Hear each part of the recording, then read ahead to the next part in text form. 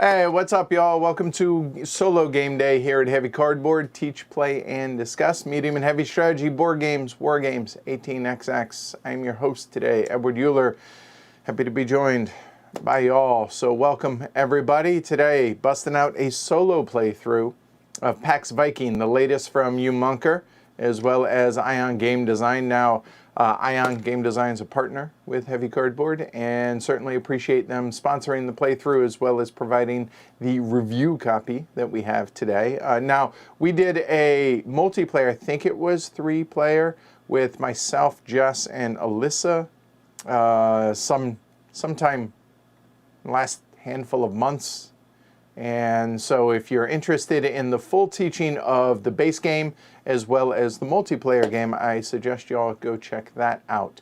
Today is all about the solo game. Now, the solo game is a bit of a different beast. It follows most of the base game rules, but it changes things significantly enough to where I think that it's going to be important to think of it as very much a different version of Pax Viking. Now, yeah, so that's it. So welcome everybody watching live around the world as well as after the fact. Now, I know that Yoon is currently in chat, so hey Yoon, appreciate you being here. And everybody watching, certainly appreciate it. Like, subscribe, support the show, all that stuff. Yeah, so when I was getting ready for the stream yesterday and today, I thought it would be helpful for everybody to go through the setup. Now, normally I have the game set up and everything beforehand, and I did have it set up earlier. But I thought there were enough questions, or I had enough questions, and I thought other people would have enough questions to where I thought it was going to be important to go ahead and walk through the setup step by step and then get into the teaching, which is basically just going to be an overview, very brief overview. I'm not going to teach all of the rules of the base game. I'm going to focus solely on the solo game today, so keep that in mind. But I thought that would be a good way to do it because I thought that would be the most helpful to lower the barrier to entry. If y'all want to play the solo, I want to make this as easy as possible for y'all to do so. So that's the goal today, right? So with that said, yeah, if y'all are ready, I'm as ready as I'm going to be. Let's go ahead and get into Pax Viking. Now, all right. So let's go ahead and go over the theme for the solo game. So the solo variant's called the Norse Empire, all right? Norse Empire takes place about 50 years after the events of Pax Viking, where the Norse settlements reach their largest extent, stretching from North America to the Caspian Sea. They traded with clients in North America, India, China over the Silk Road, Persia, and Africa, dealing in Arctic furs, superior metallurgy services, Egyptian cats, and other exotics. But administrative and tax problems have thrown this empire into turmoil. Your task, if you so choose to take it on, is to achieve what failed in history, to keep the empire alive, solid, and strong. All right? All right. So, now, I do want to point out a couple of things, first off. The setup and the key concepts and all of this stuff over here in the rule book is as is printed in the game that y'all are going to receive, or if you already have a copy, what you have. However, there are other changes that have been made, so I went ahead and printed these off, and I'm going to use those as opposed. They're significant, but there's only a handful of changes. I'm not going to go through what those are exactly, but I do want to point that out. And on top of that, there are still living rules, if you will, that may adjust things as things go along as well. So keep that in mind. Yeah. All right. So you know what? Let's go ahead and before I actually let me see. Yeah, but I'm going to go over everything. I'm going to go over an overview of what it is you're looking at first. Then we'll go through the setup, and then we'll go through the actual game. All right? All right. So first off, we have the main map over here of obviously of Europe as well as some of, I guess, Southwest Asia, if you will. All right. Now, a couple of things I've already done for setup. The influence markers are still used. So these 4 markers here, the victory conditions are not going to be used. The allies and all of these little note these, I don't know that we're going to use them, but those are set up over there. Now, I do have the metal coins, all right? But one nice thing is when you get the metal coins, it comes with this bag. And this bag, you could use a mug or a cup or whatever, but this is where all of the ships that aren't going to be in my player color, i.e. the rival, this is where all of those are going to reside. So I thought that was a good use of these. So that's all set up, all right? But what do we have? What is it you're looking at here? So first off, going from big to little, you have the map is divided into the 4 winds. The 4 winds of the compass rose. You have the north wind, which is the blue area. You have the east wind, which is the green area, so the green being all of that. You have the south wind, which is the orange area down through here, all through down to here, but there are no actual posts out there. We'll get into that in a minute. And then the west wind, which is the purple area, which is kind of the west and the northwest area over there. Now, within each wind, there are regions. A region, let's look at Sarskoya right here. A region is this area that is outlined here in either white and or black. Okay, and within each region, there are going to be some number of posts. The posts are going to be these giant circles. Now, a post is a post, whether it's a empty circle, a pre-printed circle, or if we have put any of these tiles down and put it on there, it's still a post. The post is the actual big circle. So there are going to be a number of posts. I think almost always 2 per region. There is one exception up there in Greenland. And I guess the Norwegian Sea has 3, but you get the idea. There are usually 2 posts in an area. Now, there are 2 types of posts, if you will. There are going to be ones that are accessible via the rivers here. So we're going to, I don't want to call them land posts because that's not exactly right. And then there are ones that have the piers. The piers are only accessible through the sea.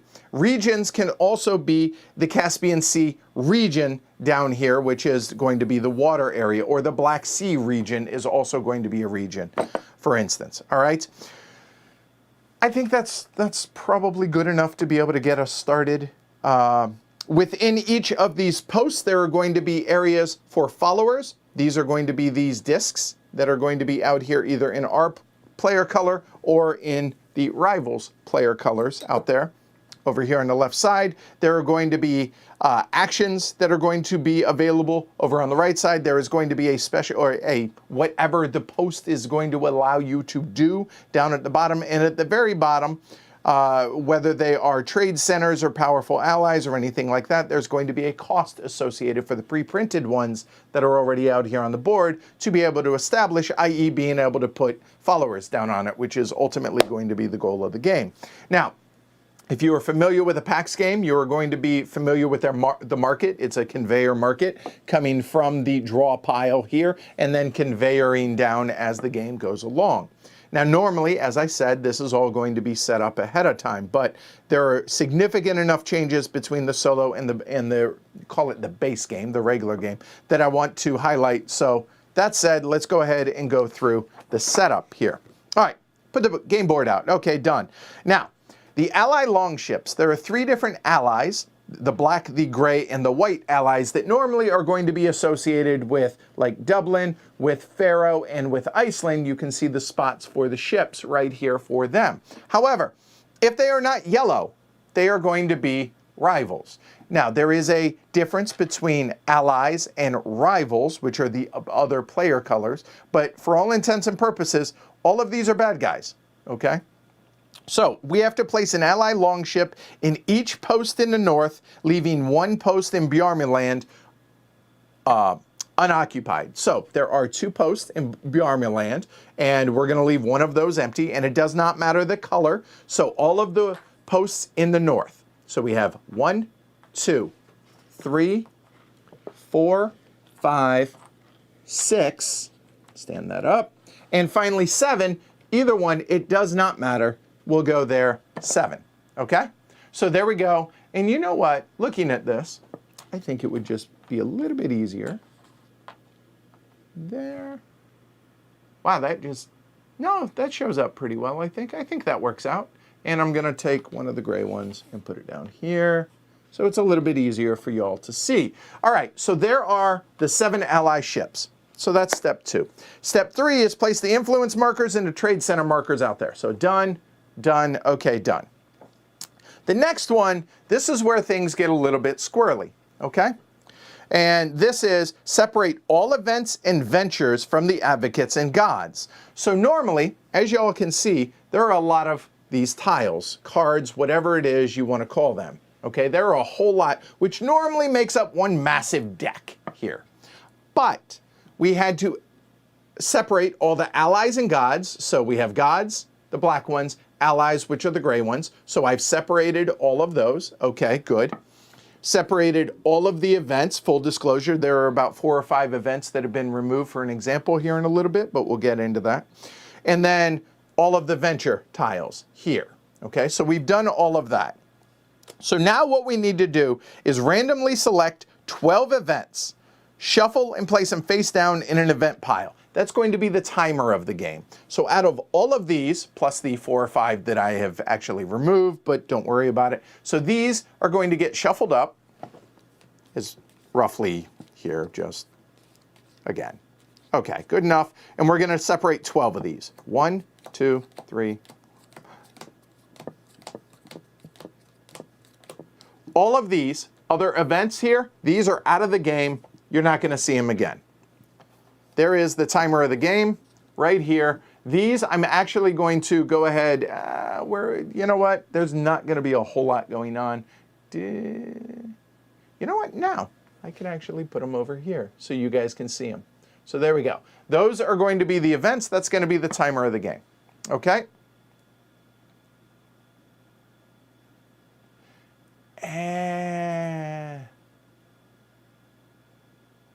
All right.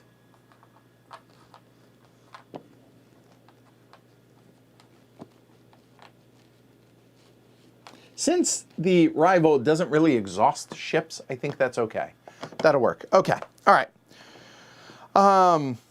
Now, the rules do say if you want a more challenging or less challenging, you can either add or remove events, because the shorter the event deck, the tougher the game's going to be, because there's going to be less time for you to be able to do what we're trying to do, which we haven't talked about yet. We'll get there.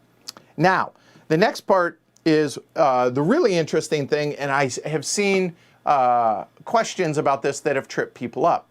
Out of all these venture tiles right here, we are going to shuffle these up, roughly, and we are going to draw 9. And those are the only 9 venture tiles, cards, whatever you want to call these, that will ever be in the game. The rest are going to be removed. Okay, so I think that's good enough. So we'll go 1, 2, 3, 4, 5, and 9. Okay. The rest of these, say goodbye to them. You're not going to see those again. Okay. So now what's going to happen is we need to put these in their location, wherever they are called for. If it is not possible, it simply gets discarded. So what does that mean? There will be a maximum of 9 of these put out on the board, but there may be less if that's not available. So the first one, well, that was pretty interesting, is Khazar. So there we go. Venture, that is possible. Boom, that goes over there. This one is Wens. So Wens is either one, and it does not matter. We're going to choose that one that's a little bit closer to me. There, boom, done. Next one is Bjarmeland. And you know what? Let's go ahead and go with the one that has an ally ship already on it. Boom, done. Byzantine. Byzantine's down here. We'll go ahead and throw that. We have Bertus. Bertus we'll go ahead and throw right there. Bertus.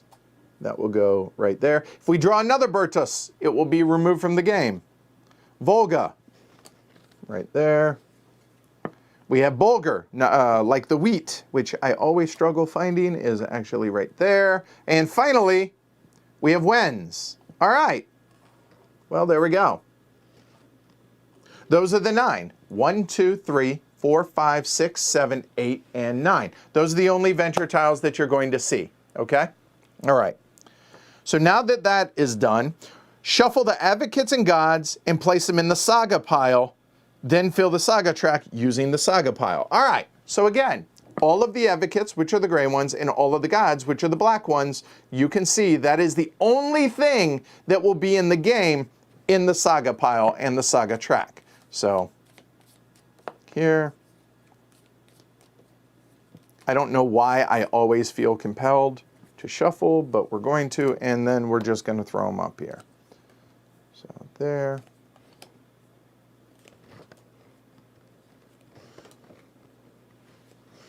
And I spent an inordinate amount of time trying to get these all facing the right way because the Pax Viking logo is always at the top of the tiles, cards, whatever you want to call them. Boom, done. All right.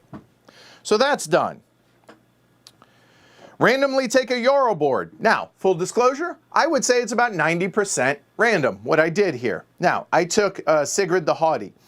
The reason is there are a couple of Euro boards whose special ability really doesn't work for the solo game. And so luckily I drew one which actually was further up, that was actually up there, which was very similar to Sigrid, but honestly I just wanted something that was a little bit closer. So I went ahead and chose Sigrid as the second choice. So I thought that was okay. So that's done, okay? It does say also, if you want an easier game, you can choose Eric the Victorious. And the reason for that is because, as you're going to hear, rival, i.e. the non-yellow player, they break all, or they win all ties. Whereas Eric the Victorious, all of your ships count as 2 strength. So it makes it considerably easier to win ties because you'll have the tiebreaker for all intents and purposes. So, locate your home on the game board, place your home marker, that's done. So we are up here in Svea, all right? And then take 3 silver, right there, done. And mix the rival longships and place 1 on each venture, trade center, and powerful ally on the map. So what does that mean? If it's a post that has something on it, printed or otherwise, it gets 1 on it, including the ones with the allies, okay? So there are 6 colors. This is 1, so there are 5 colors, and there are 6 ships each, which means there are 30 in this bag. And I believe there are 24 posts. Venture tiles and trade posts that are filled out there on the board, I believe. So in theory, that will leave 6. Now, it is important to shuffle these up and not just place, oh, I'll place all the pink ones down. You can't do that, and you'll understand why, okay? All right, so we're just going to go ahead and throw these out. No rhyme or reason to this.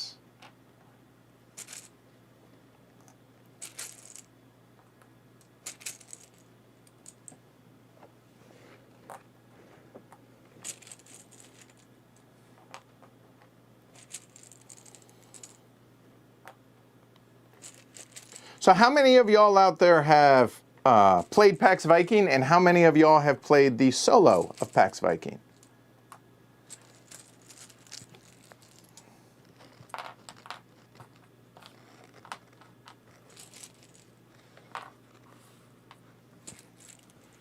All right, now I'm going to grab 7 of these. That's what? 4, 5, 6, 7. And there. And I'm going to do this so I don't forget to also put them where the allies are. So actually, I think it's only 6, but I digress. So there and there. So those can go back in.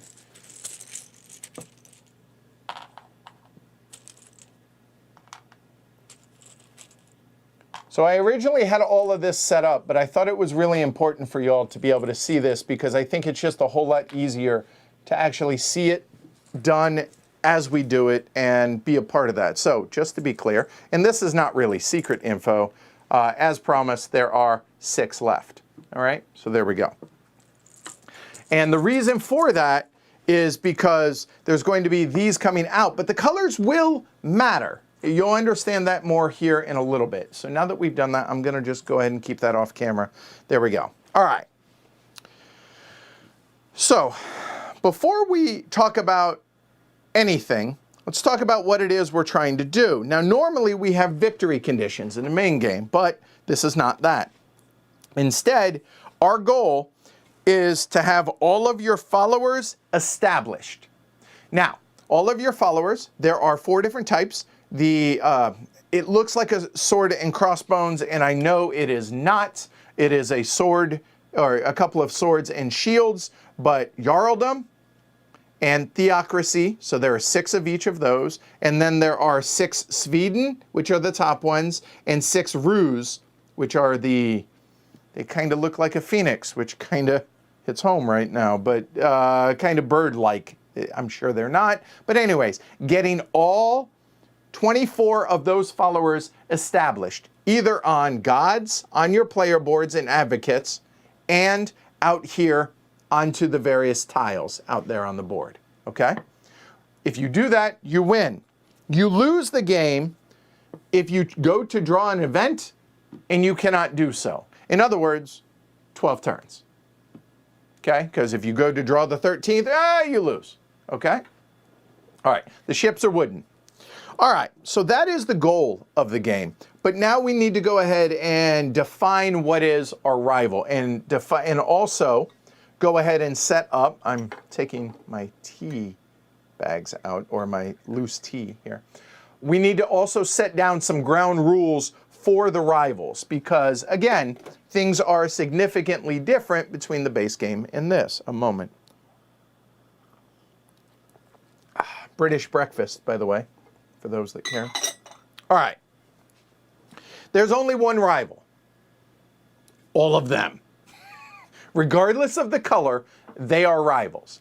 The allies, which are the white, the gray, and the black, are a part of the rivals, but they are different between ally and rival, but they are still a part of. So every ally is a rival, not every rival is an ally. I hope that makes sense. Nobody is allied with us, even if we establish Dublin and Iceland and so on and so forth, which are the normal locations. I want to stress that point. So, rival versus us. Us is yellow, okay? All right.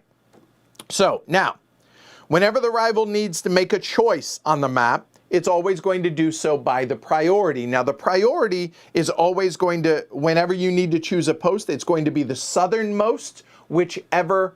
Let's say it says the southernmost in the east, whatever it is, right? Or it says in the east, choose a post. Well, we would look, the east being the green area, which is the most southern. I mean, you could make a case that this one in Pechanga could be, or this one in Bertus, or this one in Chaang, all right? If that's the case, if you can't decide, the tiebreaker between the southernmost is the easternmost. So in that case, it would be Chaang. Does that make sense? That is going to be the priority. Whenever things refer to priority, it's going to be that. All right. Then, nearest post is going to be by steps, just like what in the base game. So if you have a ship here, a step would be 1 out into Wens, and then a step would be out into the water. That's 2, and then a step into this post would be 3, so on and so forth, etc. So whichever is closest, you count the number of steps. If tied, then go to priority. Okay? All right. Whenever you are instructed to place the rival's long ships out on the board, we are going to randomly draw from the bag. Okay?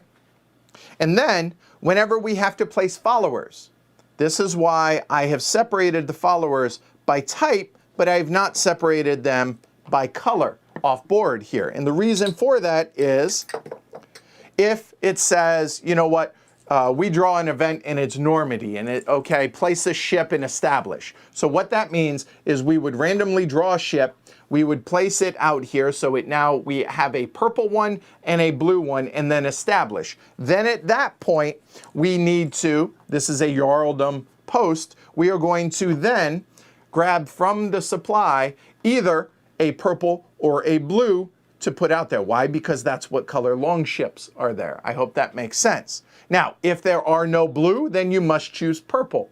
If there is no blue and there is no purple Jarldom, they don't place one. Let me stress that again. If whatever color is out there, that's what color when you establish, whenever you place followers out there. If there are none left in the supply, A, play better, and B, you do not substitute in that case. So I just wanted to drive that point home because I think that's going to be an important distinction. Okay? All right. Okay. I've already said that the allies belong to the rival regardless of anything. So, okay, I've already covered that. I've already covered that if you run out of components for a color, you don't use any replacements. Money, anytime the rival would get money, don't bother. For all intents and purposes, they're the bank. So, okay. And they never have advocates or gods, so they don't have a board. And they never have a hand of tiles. And they always win ties. Yay. Okay. All right. So, we are now done with the rule book. All right, that's it. Now, at this point, everything is going to be from the living rules here. But the game mechanically is really simple. But there are a series of 6 steps, which I'm not going to go over in super detail, but I am going to go over in enough to be able to make it playable for y'all, okay? And then I'll go over the details as we play along. All right. Step 1 is rival movement, okay? So at the beginning of every turn, here's what's going to happen. Any rival longship, which is a rival longship? Those, not these, okay? If it is outside of a post, meaning it's out here in the Black Sea, something like that, move it to the nearest post that has longships of that color. Okay, so let's look. The nearest post with longships of that color. So clearly it would be this one here in Khazar. Why? Because it's the same color as that rival. So that would be 1 step away. But just for argument's sake, let's also look, what about here in Bulgar? Well, we would have to go step 1 to get into the Middle Sea, and the Middle Sea would then attach, that's how we're going to get into that Bulgar one. So that would actually be 1 step, 2 step, as opposed to 1 step. So ergo, it's not a tie. It would go into Khazar, and it would not go into Byzantine. I hope that makes sense, okay? However,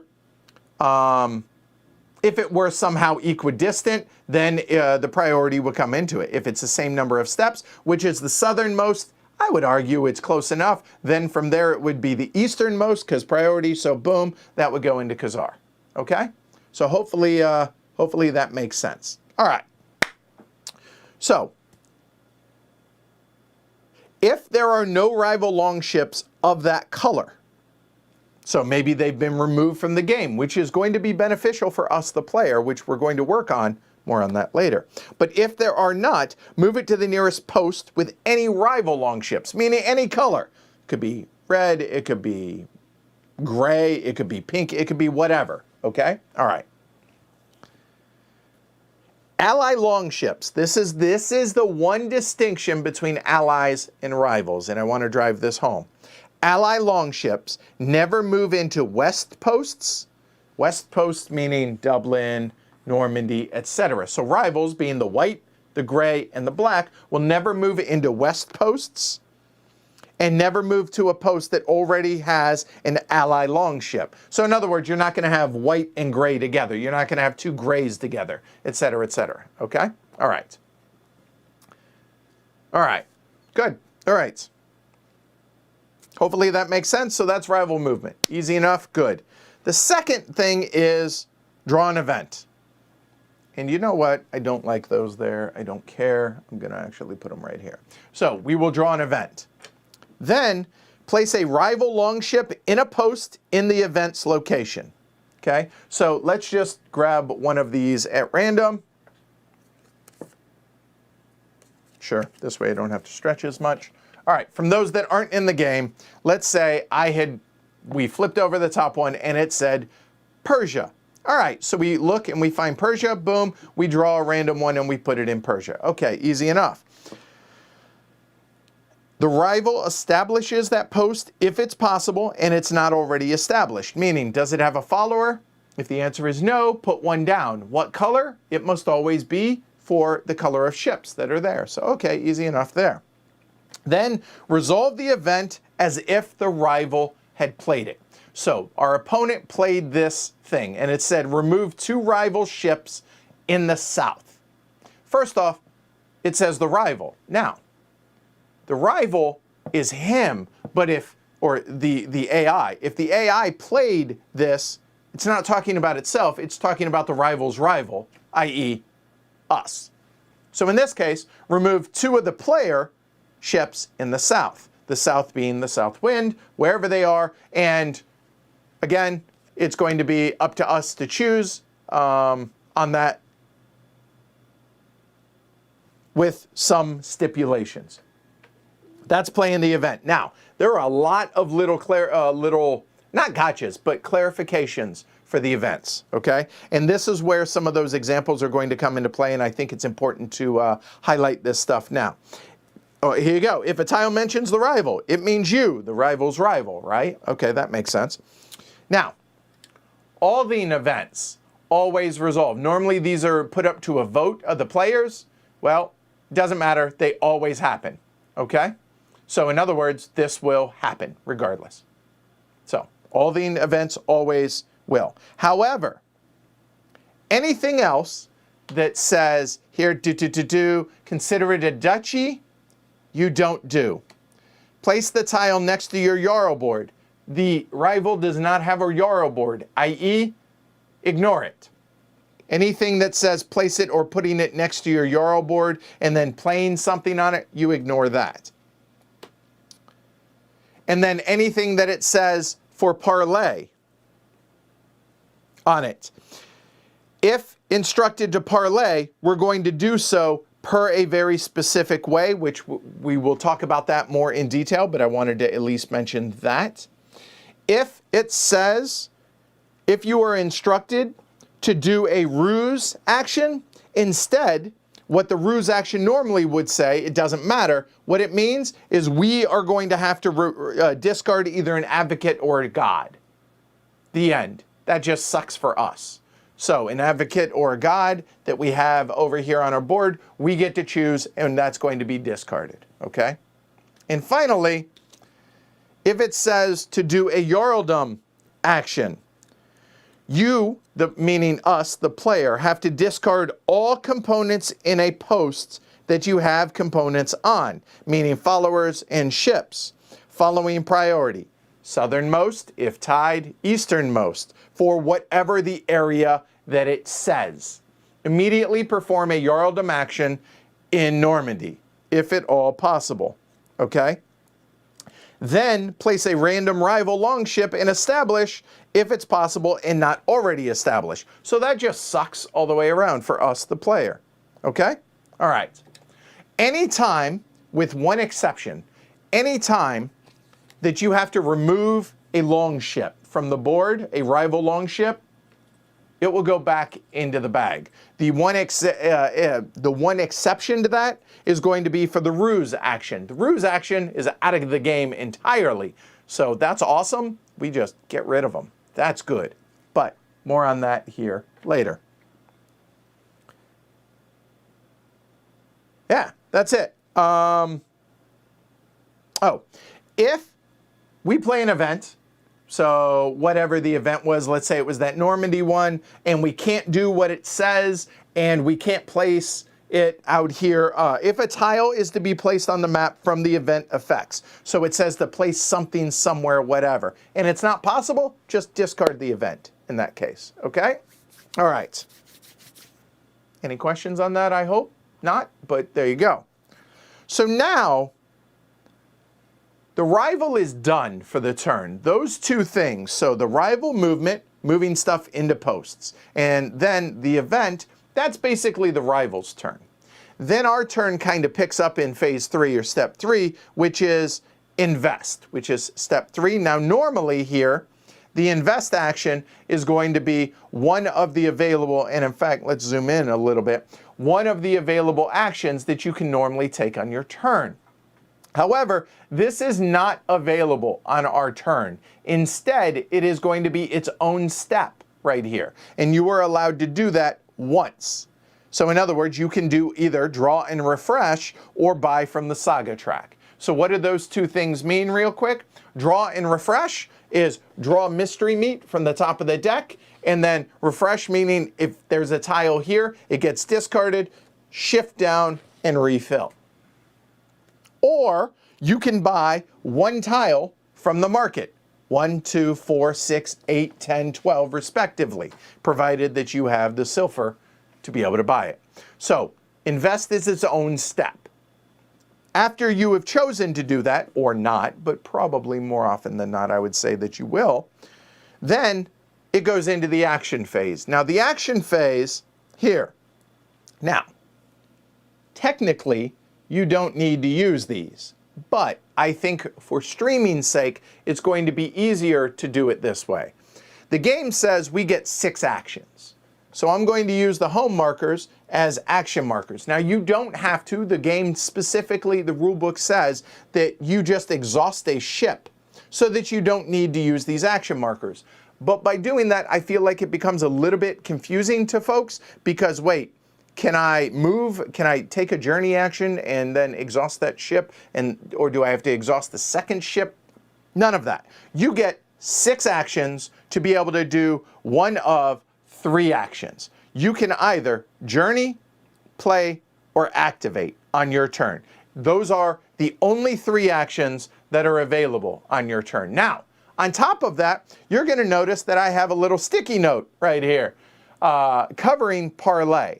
And the reason for that is, first off, parlay is not available to us during our turn. And in addition to that, activate actually has an additional possibility that you can do on your turn. So on your turn, you may journey just like in a normal game. Move ships up to 3 steps, so i.e. 1, 2, 3 steps, right? Exhaust it, i.e. lay it down, or in our case, it's going to be stand it up so that it's easier to tell. May trade with a co-located rival. Ignore that part because we can't trade with the rival in this. And during any step. So move and then exhaust your ship. Okay, easy enough. And you can do this any number of times that you wish to do so. Playing. If the requirement is met, resolve an event, that's not going to be feasible, but place or replace and establish followers. So this is how we're going to play cards out of our hand that we have gotten from the invest action in phase 3. Does that make sense? Okay? So you can do that any number of times up to the number of tiles that are in your hand, right? All right. Activate is going to be a little bit different. If you have a ship and follower on a venture tile, perform the ability and exhaust 1 ship. Now, that's pretty normal. That part of it is going to be normal. Remember, these 9 venture tiles that are out here that we placed at the beginning during setup, those are the only 9 that are going to be available throughout the whole game, so keep that in mind. There may be less than 9 if we had tried to put out more and there was no space for it, right? But that part is normal. Or, in lieu of that, you may discard a god or an advocate from your player board. Normally, you cannot do that. So normally, in the base game, you have 1 god and you have up to 2 advocates at most. Now, obviously, my special ability makes that kind of moot, but whatever. Normally, once you got them unless somebody takes them. In the solo game, there's going to be reasons why you're going to want to possibly churn through or trade out advocates and gods that you have here. Because it's going to be a whole lot of them. That's the only thing that's going to be in the market. So it makes sense to be able to allow you to do that. However, the activate action is going to be one of your 6 actions that allows you to do that. I hope that makes sense. Okay? So those are the 3 available base actions that you can take on your turn. Now, there are going to be instances through events and such where gods and advocates in the solo game only will be possibly placed out here on the board on the map. That does not happen in the base game, in the multiplayer game.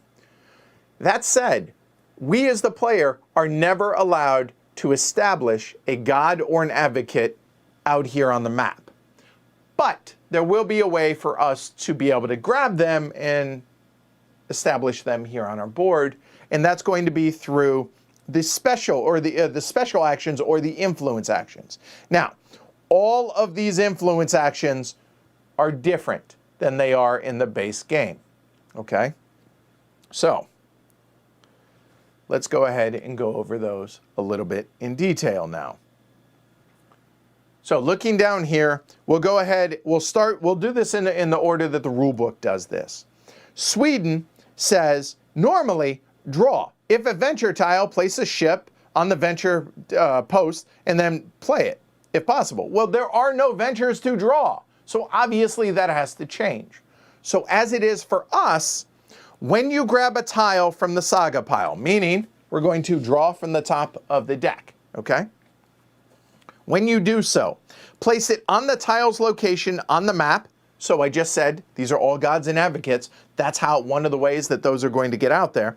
Place it on the tile's location on the map. You choose if there are several. So if it says, put it in Pechenegs, so we choose which of those, whatever, you get the idea, okay? If there are no empty posts, discard the tile. The end. That's going to be Sweden, yeah? Yeah, okay. Now, influence actions, I should back up a little bit. Influence actions are going to be these special markers, okay? If we have one of those markers, essentially what they're going to do is replace one of these 6 actions as either a base action or it could do whatever that special action is, be it Jarldom, Sweden, Theocracy, or Ruse, okay? And how you get that is if you have more followers out there than your rival. Which, okay. The one change to that is if you have at least 4 followers of a certain type, meaning we have 4 Jarldom followers, even if they have a ton of Jarldom followers out there, as long as we have 4, we get to take the Jarldom one, or the Theocracy, or whatever it is that we have at least 4. If we have 4 of all of them, we get all 4 influence markers. The influence markers do not have to be used for their respective special action. They can be used for journey, play, or activate, but the Ruse one can only be used for Ruse, journey, play, activate. The Theocracy one can only be used for Theocracy, etc., etc. Theocracy one could not be used for Ruse, so on and so forth. Okay? All right, a moment. Let me grab a drink.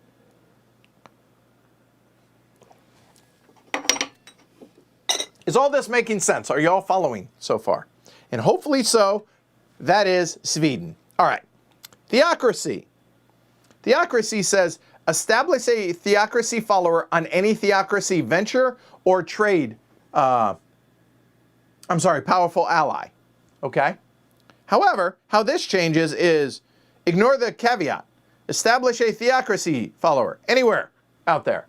Doesn't matter. So ignore kind of that part right there. On any. That works. So that's going to be the rule change for Theocracy. Okay? All right. Jarldom says you may move 1 step, this is the base game, into a post, return a rival ship, meaning back to their Jarl board normally, okay?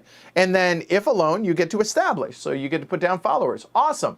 However, obviously, that can't happen because our rival doesn't have a player board, right? Doesn't have a Jarl board. So the Jarldom one is you get to move 1 step onto a post and then return a rival. Where? Where do you think you return it? You're right, into the bag. Easy enough, okay? All right. So it says it's discarded, but I do want to point out discarded means back into the bag. However, now we get into Ruse. And Ruse is going to be the significant change on this one. If you have a ship, per the base game, multiplayer, if a ship alone in a post of a rival is established, If you have a ship alone in a post of a rival's established advocate, meaning it's on their board and it has a follower on it. Well, this just in, the rival doesn't have a Jarl board, so it's not going to have any advocates, so that cannot happen. Normally, you would get to steal their advocate. And that's the only way normally in the regular game, I think, about the only way only, that you're going to change out advocates that happen.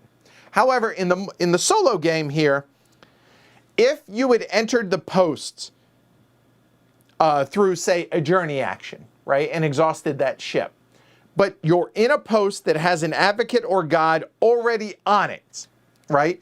So there's a god or an advocate out here. We cannot establish it out here. But if we move a ship onto it, we journey onto it, you may immediately exhaust a longship in the same region. Again, what's a region? So for instance, if that were out here, that's a terrible example. That would be a better one. There we go. So obviously the advocate would have to be in Sorskoya. If I had one that was already here, and let's say I had one that was just there in the region that wasn't exhausted, okay? And let's say this one was already exhausted. If you enter a post, if you have here, has an advocate or a god on it, and let's say, for argument's sake, I'm going to probably mess this up, let's say those were there as well. You can immediately exhaust a longship in the same region here in Sorskoya, so I choose this one, to pick up the advocate or god, put it into my hand, and remove all rival longships on that post from the game. You gone and you gone out of the game. Not into the bag, out of the game. And then this will go into my hand, which then I can use the play action to then be able to play it down here into my advocates, which then would allow me to put out a ruse follower on that. That is one of the most significant changes in the game, I feel like, for the solo, so I want to really kind of drive that home and make that point clear. So hopefully I am doing that and not overdoing it, as it were. Okay? All right. So take 6 actions. Done. Once you are done with all 6 actions, then there is step 5 or phase 5, which is called the automatic parlay. Now, normally, parlay is going to be one of our actions, but obviously not in the solo game. So what is the automatic parlay? The automatic parlay is just going to straight up be a parlay out on the board. And a parlay is going to be, and you know what? Here, let me show you all this. Take that off temporarily. If alone, establish, otherwise challenge, then if alone may establish. So in other words, beat up each other, remove ships, and put down followers. Okay, so that's what that is. But in the solo game, what this is at the end of your turn on any post, and all posts, where you are not alone, i.e., I am not alone because there is somebody else there, i.e. a rival, right? Or where I am alone and can establish. So in other words, if it were, that wouldn't be, let's say it were that, I'm alone, I'm not alone, okay? If I'm alone, establish. Awesome, I get to put down a Jarldom follower. Woohoo! Good, awesome, great. And now I've established that, which then allows me to activate, which is do what that special ability is. And we'll cover all those in a little bit. The other one is if you are not alone, whoever has the most longships gets to establish the posts. And who wins ties? Not me. So in other words, I hope to have it like that, because 2-to-1, then that would be the case. So if that were the case, they win ties. If they have more longships, as it were, or tied in this case, right? Return my longships. What does that mean? This guy will come on back there. If, however, I have more, and we collectively have more, discard all rival longships, including ally longships, on that post to the supply. Where's the supply? To the bag, okay? So in this case, this would go back into the supply. But if, and that is a Sweden, a moment. However, if they have already established this, and let's say,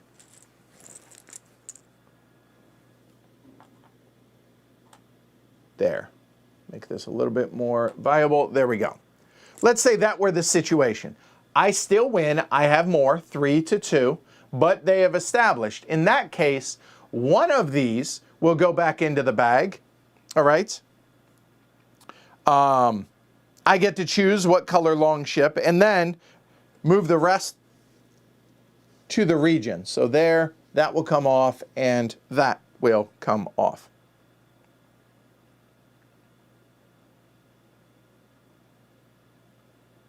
There you go. Does that make sense? I hope.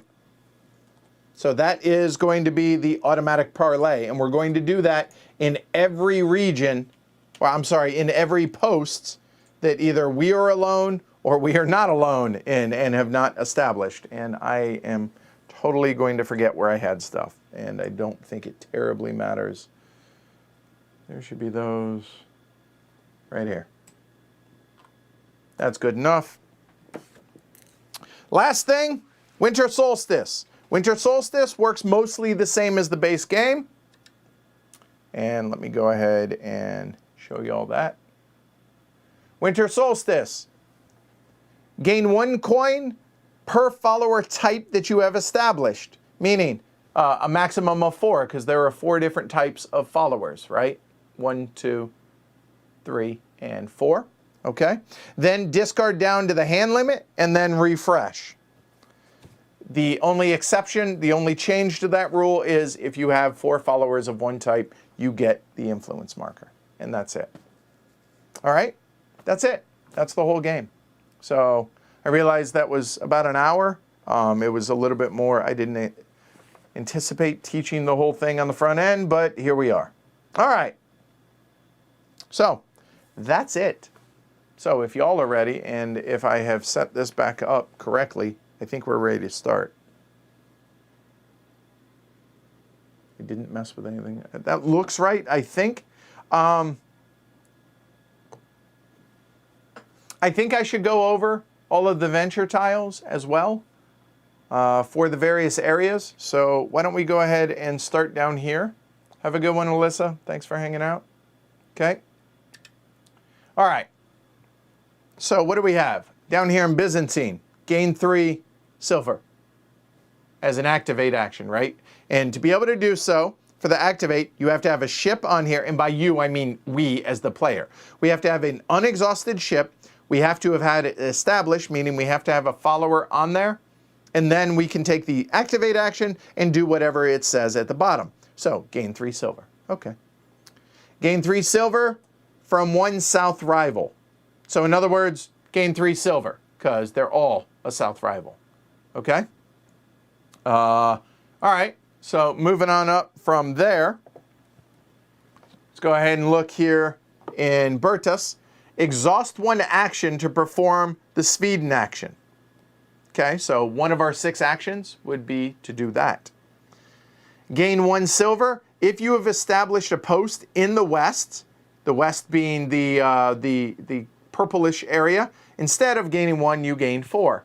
That's cool. That's good. All right. Now, Chang is already printed. I think that's one of the trade centers, so we don't need to go over that. But Volga, for each of your east followers, meaning in the green wind, you may move one of your ships. I'm sorry. For each in the east, for each follower in the east, you may move one of your ships 1 step. So if you have 4 followers, you can move 4 ships 1 step. Think that makes sense? Okay. All right. So now, moving on up here to Bjarmeland, let's go ahead and see what we got here. That says, gain 2 silver, may move 2 north rival ships out of a post. That's awesome. That's cool. And that's how then, remember, at the beginning, we are going to do rival movement. That's how that's going to come into play. Okay? All right. Then what else do we have? We have nothing else out there. Oh, we have some down in Wens. So, nope, wrong one. There we go. The 2 and wins. We have gain a silver for each follower you have on a powerful ally. And the powerful allies are places like here in Normandy that have that symbol on them. Okay. And gain a silver for each that you have on a trade center. All right. And then finally, the one here in Bulgar says gain 2 silver and draw 1 tile from the Saga pile. Saga pile being the draw deck itself. All right, there we go. I think that's pretty much it. One last thing I want to take a look at and get a drink, and then we'll get started, y'all.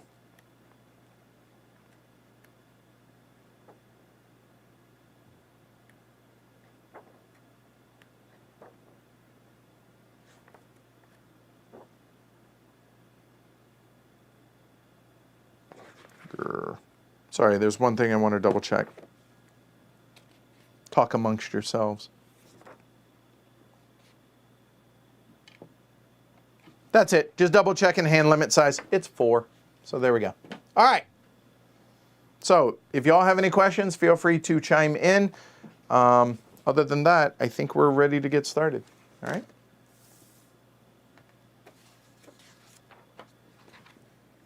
There. All right.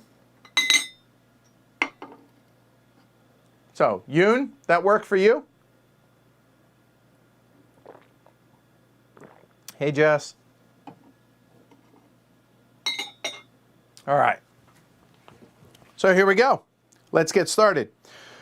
So are we going to win? Are we going to get all 24 followers out, or is the deck going to run out? So place your bets. Over under on Glory to Rome's. Say 3.5 today, possibly. All right? All right. All right, so rival movement. Well, there is none, because everything starts on a post. Okay, so step 1, done. Step 2, drawn events. Don't mind if we do. Here we go. Fuzz. All right, Dublin.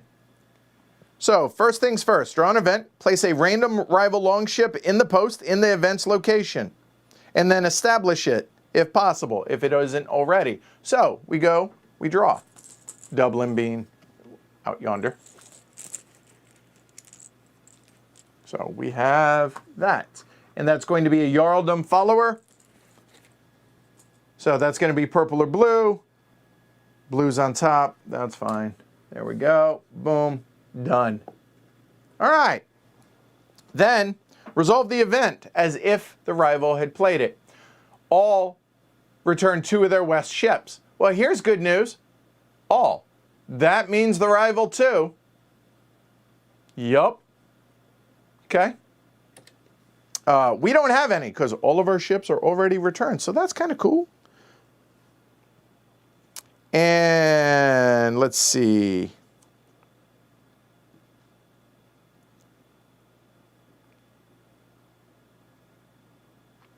I would argue that in Dublin, and it says in the west. So again, the priority is going to be southernmost in the west, and then if tied, eastmost of the southern. So southernmost in the west would be Iberia. Remove, that's 1. And then southernmost now left is going to be Normandy. Remove, those go back into the bag. That actually was pretty good. Okay. So done.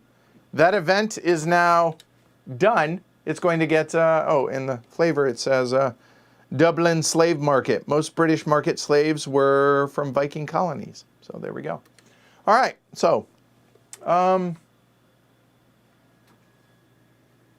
yeah, I'm just going to keep them out here, and I'll keep track of how many we've played. So there's 1. All right. Now, the invest action. So the invest action is going to be draw and refresh or buy from the Saga market. Right here. So we get to do this once as phase 3 or step 3. Okay? So let's go ahead and go over the Saga market. Here are the tiles that are available. So as an advocate, when placing a Theocracy follower, gain $2. That's cool. Also, I guess I should point out, I am Sigrid the Haughty. Sigrid the Haughty. Haha. Buy a god for 0, and I can have 2 gods. 1 god, 2 god instead of, okay? So I can have 2 gods and 2 advocates. That's advantageous. I think that's good. And all gods are free. So that seems like a pretty good thing. So gods are the black ones, right? All right. So we have Thondalag. One of your co-located ships counts as being in your post. Okay. Then we have your ship have a +1 step when starting a journey in a sea region. A sea region being like the Caspian Sea. So that would get 4. That's kind of cool. That seems useful. More versatility, more range on our ships. Advocate, when placing a ruse follower, gain 2. So very similar to the Burka one down here. Okay? All right. And then for the top ones, we have after winning a challenge, again, that's going to be during the parlay action, place a ship at that post. That's going to be good early, not good late. So maybe if we were to get that god, that would make sense as one to possibly replace, all right, through the ruse action.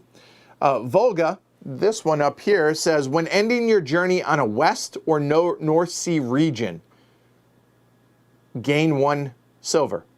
Seems very specific, but eh. And then when's, all the way up top, exhaust 2 actions to perform the Jarldom influence action. And again, Jarldom is going to allow us to move a step into a post, remove one rival ship, and then, if alone, establish. That seems pretty good for Jarldom, even if we don't have the Jarldom influence marker. That seems really good. Unfortunately, it's 12 silver. We have 3. Well, we can get any of the gods for free. Man, I don't know where to start here. Or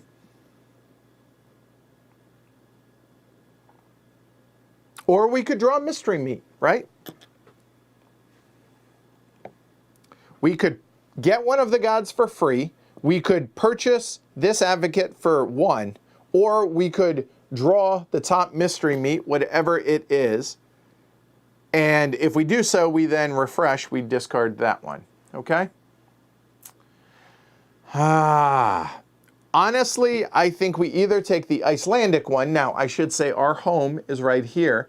Iceland is going to be up there, so it's not terribly hard to be able to get 2 ships out there. And the extra range is really nice. But we could always do that next turn. Oh, but the problem is you only get 12 shots of these, right? I'll be honest. Most of these are kind of... The Wens one is nice up here. That one is nice. And the fact that I get half of these for free, I don't really need to worry about the money as much, except for establishing here, because these require any of the trade centers and the powerful allies all require 5 to 9, I think, silver. You know what? I think we take mystery meat because that's going to make this one go away and makes the Wens one a little bit cheaper and works for it that way. So we will go ahead and take the mystery meat. Let's take a look at what we're going to get. We got a Pharaoh Advocate. If you have followers on all 3 posts in the Norwegian Sea, exhaust an action to take 1 influence action once. So any of the 4 influence actions. That's nice. However, we need to have established followers on all 3 in the Norwegian Sea. Faroe, Iceland, and Trondelag. So what does that, and our home is here. So what does that tell me? This is going to, that's nice. And we need to focus up there. I like that idea. That's cool. That's in our hand, so I'm just going to put this kind of right here to begin with. This goes into the discard pile. I'll just keep it back here. All of these will slide down, and we will have a new one that comes out. The new one that comes out is for Bjarmaland, and that is an advocate, as you can see, and it says, it's a little hard to see up there, Bjarmaland and Pechenegs only require one established post to become a duchy. A duchy is going to be helpful for us to be able to bring out ships in other locations. Normally, it might be one of the victory conditions. It's less important for us in this, okay? Okay, whatever, that's fine. So that is phase 3, which is invest. Now we have 6 actions.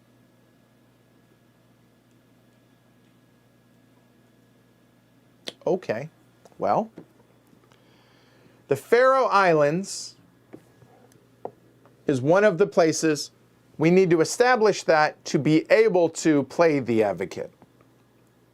Well, let's go ahead and journey to start. So if we take a look again at our player board, we have 3 options to take 6 actions. The first, probably 2, are going to be journey actions. Move up to 3 steps and then exhaust the ship. The end. Okay? So we're going to go ahead and take one of our ships. It starts here. So moving out is going to be 1 into Ganvik. That'll be 2. That'll be 3. And that's going to be exhausted because it's standing up. So there we go. That's 1 action. Done. You know what? How about we do it this way? 1. Next, we're going to journey and do the exact same thing. That's 2.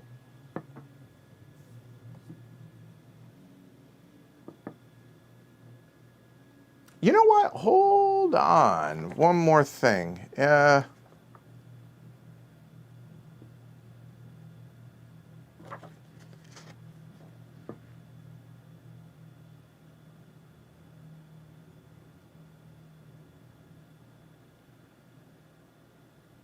Nope, that's it. Okay, we're good. Are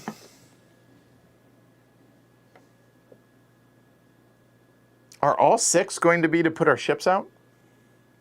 I wonder.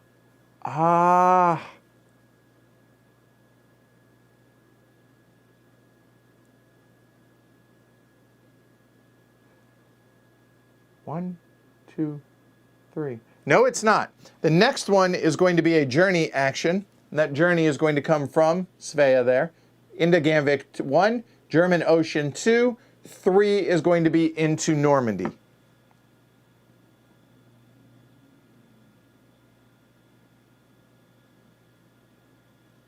Now, we can't establish here because we don't have the 8 silver, but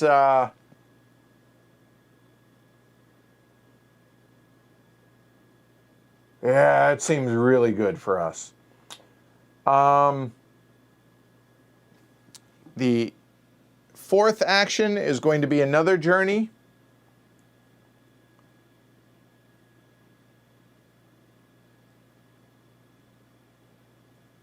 We need to get into... we're actually going to go ahead and throw a 3rd one up there. We have 2 actions left. Just to be clear,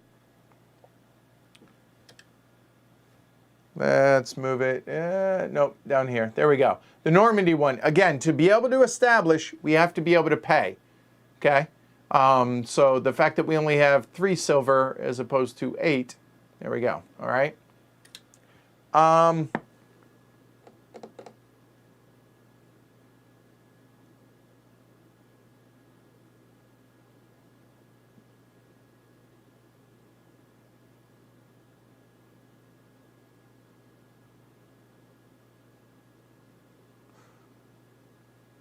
You know what? Allow me one little, instead of doing that, this one is going to go 1 into Ganvik, 2 into Bjarmaland to follow the river here, and 3 is going to go into the post.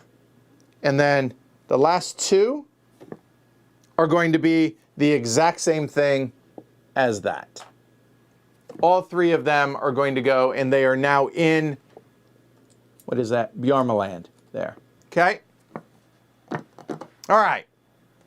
Our actions are done. That is all 6 of our actions there.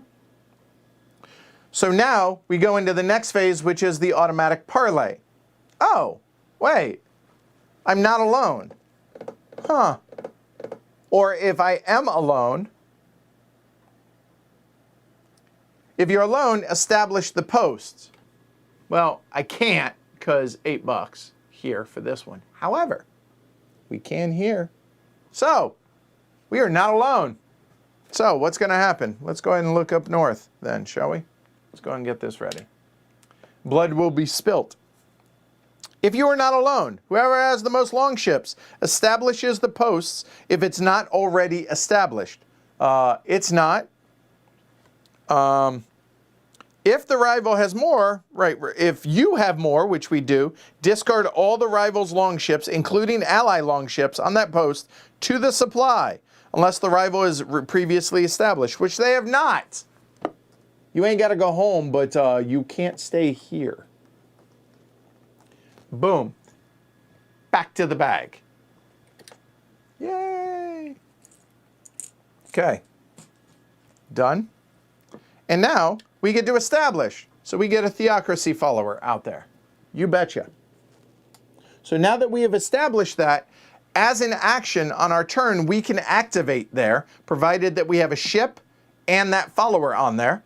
Gain 2 silver and may move 2 north rival ships out of a post. Our choice. That's kind of nice. Awesome. So that worked out well.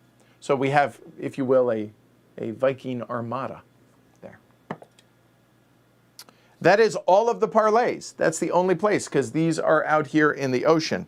So now, winter solstice says gain 1 per type that we have established. Well, we take a look at our player board. We have 1 theocracy, none, none, none. So we have 1 type, we get a silver. We discard down to our hand limit, done, and then we refresh. And I want to make sure I get this right with the refresh. And then we unexhaust everything. So my guys will lay down because that's what we're doing for this.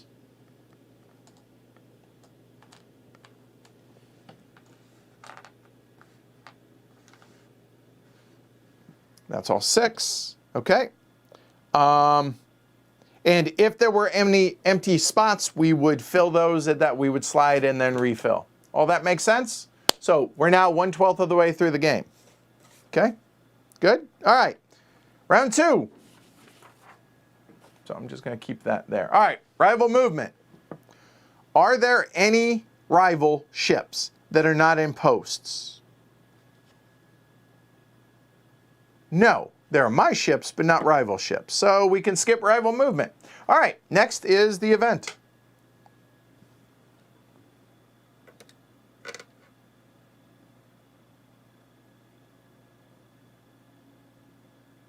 All right, so in Khazar, and Khazar is down in the southern wind. So first things first, place a random rival longship in a post in that location and they establish. Okay, so let's go ahead and take a look at that. Khazar is going to be down here. Okay, so priority, southernmost. That'll be in Persia. So random.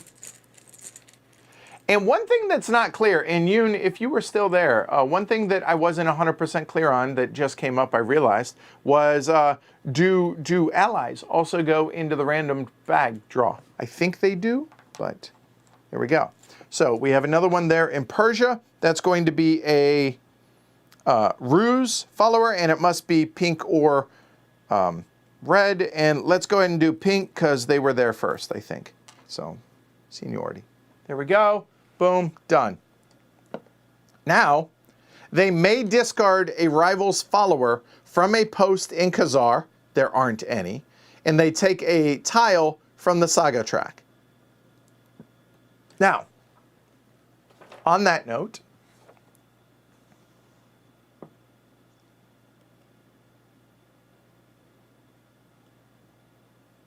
If instructed to take a tile from the saga track or saga pile, place a random long ship on the tile's location and establish it if possible, if not already established.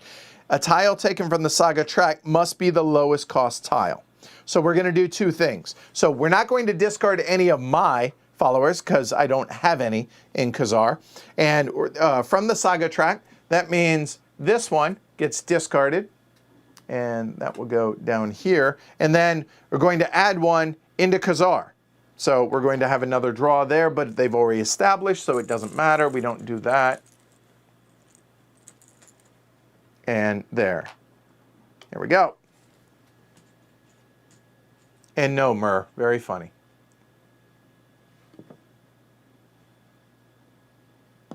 Okay, cool. All right, good. Yeah, I thought it was pretty good use of the coin bag, Yoon. I thought that was good good foresight on y'all's part. All right, so their turn essentially is done, and now we get to, and hold on. Notice it does not say refresh or anything like that. So the hole in the saga track remains. So that is 2 events done. So now we get to invest. Invest being either draw mystery meat or take something from here. I think the extra movement is going to be really, really important. So we're going to go ahead and buy from the saga track, but our special ability is being able to buy these for free. So there, hand limit of 4. Okay, Iceland and Faroe. Well, we're ready to rock and roll up there, so I feel pretty good about that, okay? So we are done then, and notice again, we do not refresh, we do not fill these until during the winter solstice. So 6 actions at this point. Okay, well,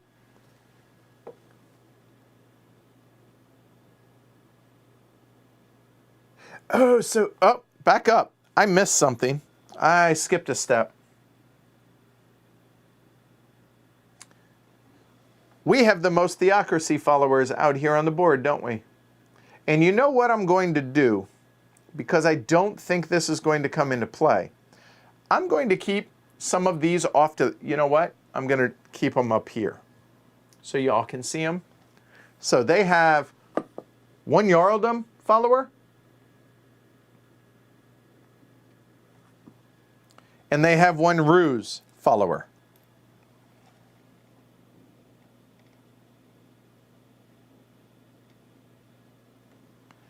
And I'm going to use that as kind of a little score track so I don't have to keep looking out here on the board as we go along. Obviously, I don't get any of those influence markers except for the theocracy one. So I'm going to go ahead and put that up there. These are not technically the action markers for this, but again, just throwing it out there. So theocracy is establish a theocracy on any so establish. That's it.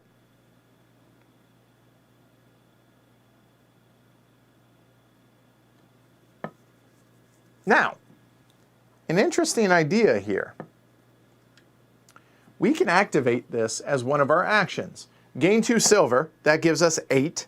That's it gives us 6. I apologize, which gets us close to being able to claim Normandy. That's good.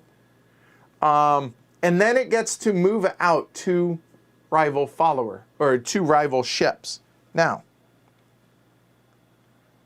I could activate this and then move 1 out of the Faroe and move 1 out of Iceland and then move both of those in to be able to claim them both. But I wouldn't get rid of their ships. And then those ships would just go somewhere else to make something else more powerful or more strong. Okay? So I think the first 2 actions, do I want Ruse or do I want Sweden? I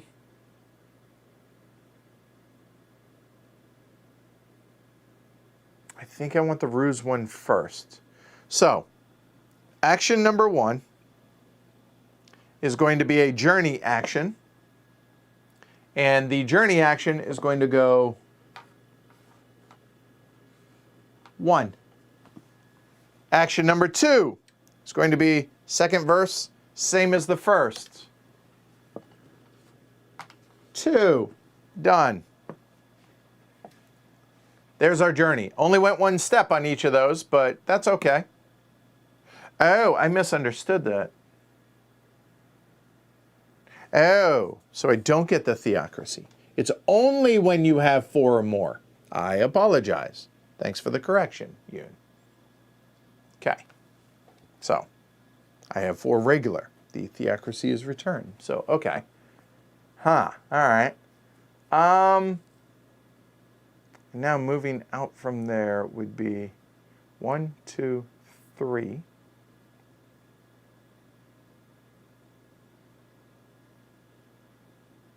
Or 1, 2, 3. Yeah, either way. Okay. Action number 2 is going to be to move one of the armada here out into Bjarmaland. There we go. 1 step, 2 step up to Murmansk, and 3 step to the Norwegian Sea. The 4th action is going to be the exact same. Action number 5, however, is going to be an activate action. So, if you have a ship and a follower on a venture tile, perform the ability and exhaust the ship. Okay, all right, easy enough. So, let's go ahead and do that. So, gain 2 silver and can move 2 out of a rival post. 2 rivals. All right, so gain 2 silver. We're at 6. Now the question is, where do we want to remove them? And out of 2 north rivals. Oh, I can't move those. Those are out of the west. Aha! Okay.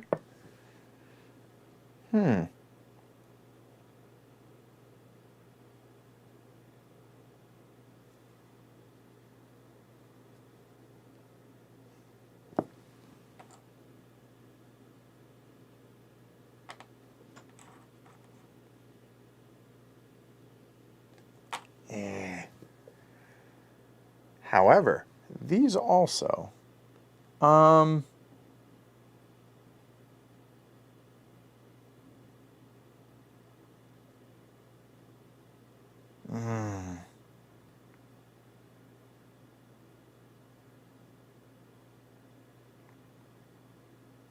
don't know.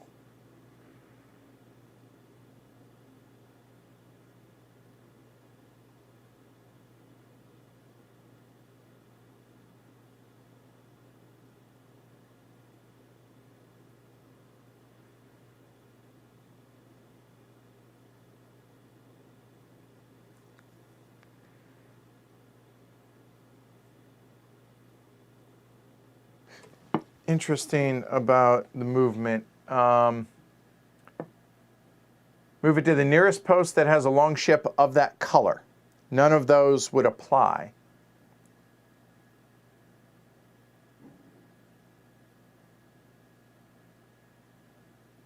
Actually, that's not true. If I were to move... No, actually it is. Well, I mean, it doesn't say within the wind or anything like that, so it may have to travel a long, long way. So I might be able to punt them out if I want. I don't care about Dublin. So moving the blue out would actually, I think, come all the way over here. Or, yeah, it would come all the way over to Dublin. The blue one would. Okay. The pink one, I believe, looking at this, would be, if it's there, so that would be 1, 2, 3, 4. 1, 2. It would go into Vinland.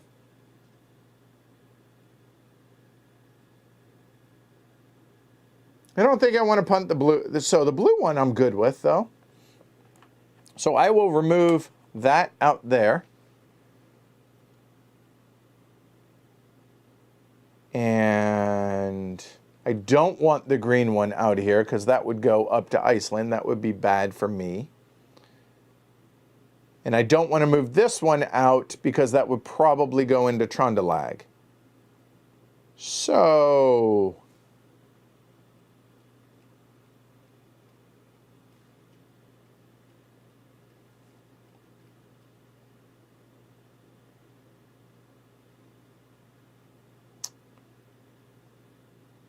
Oh, you're right. It'd go to Greenland, not because black line up there. Yep, good call, good call.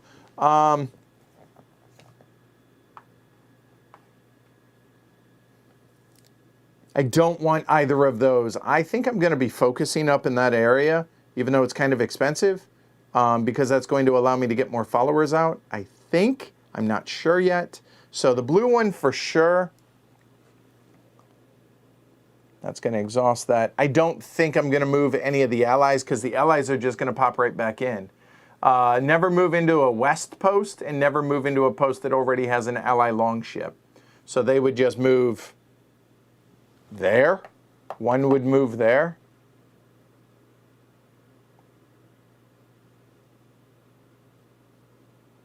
Nope, that's 2 steps. It would move back into Adeline. So that doesn't make sense.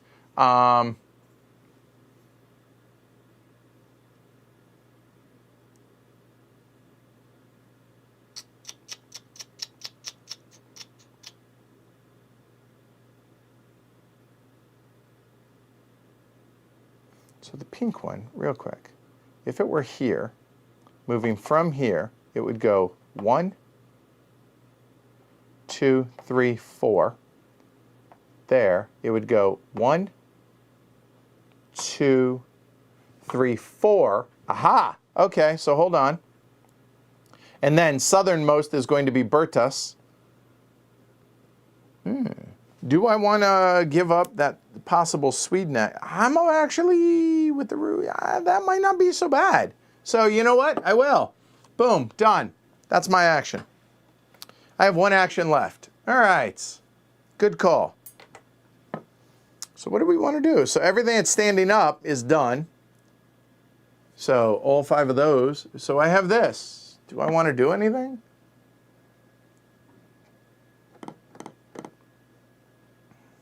I mean, I lose all ties, so unless it's going to help me somewhere. Well, we have 6. We're going to have 7.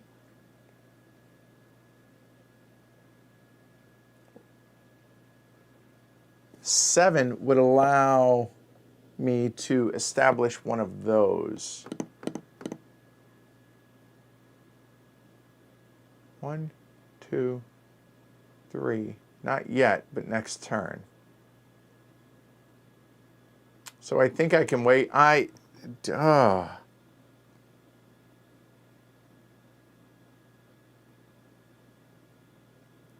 have Iceland and I don't have Faroe yet, so I can't play either of those. I've already done an I think I pass on my 6th action. Because all of those 5 ships can't move, and this Normandy one...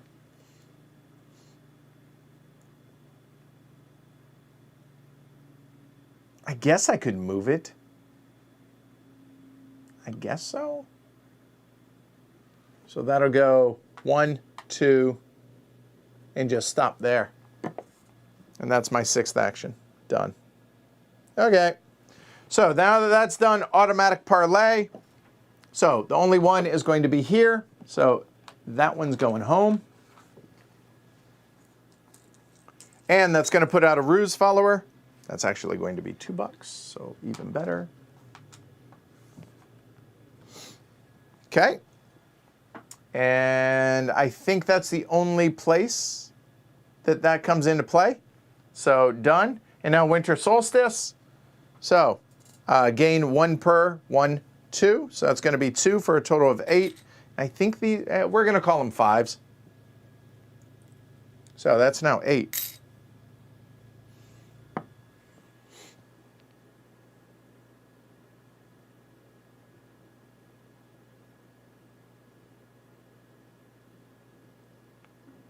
On a venture tile.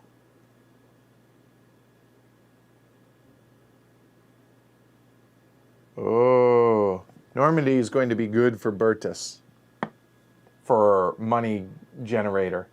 Okay, so I think that's what we'll do, and then we're going to...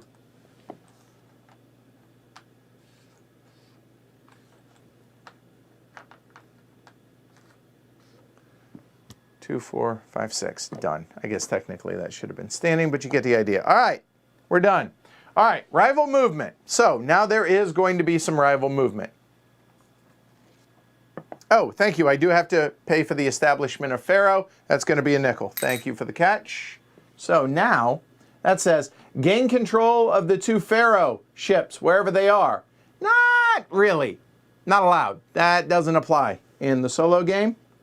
But the good news is the Pharaoh is going to allow me to play my advocate and establish that next turn, which is going to get us a Jarldom follower out. So that's good. All right, so any rival longship outside a post, move it to the nearest post that has longships of that color. All right, so let's start with the blue. The blue is here. It's going to go, it's out here in the sea, so it's going to go 1 and 2. There is not going to be another blue, as you can see, anywhere within 2, so we don't need to waste time. And that bad boy is just going to come on up to Dublin. All right, have a pint. The pink here in Ganvik. Again, as we established, moving 1 into the German Ocean, 2 into the Norwegian Sea, 3 into the Greenland Sea, and then 4 into Greenland. Or it would go 1 into Bjarmaland, 2 down into Pechnags, 3 into Bertus, and 4 into the post. So 4 and 4. This one's actually 5, so not that. And there is nothing else pink that is going to be that short, I don't think. 1, 2, 3. Nope. 1, 2, 3, 4, 5 to that pink. And 1, 2, 3, 4, 5, 6 to that pink. So clearly the tie is between Bertus and Greenland. Southernmost Bertus, that's going to come on over to there. All right, so that's rival movement. They are good. All right, done. That all makes sense, I hope. Oh, and thank you. Forgot to refresh the market.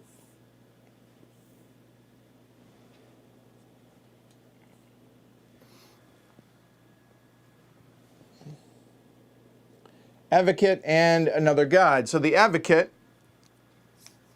says, after you establish a trade center in the north, gain 4 silver. Well, that all of a sudden got real cheap. That's good for us, but it's 10. That's the problem.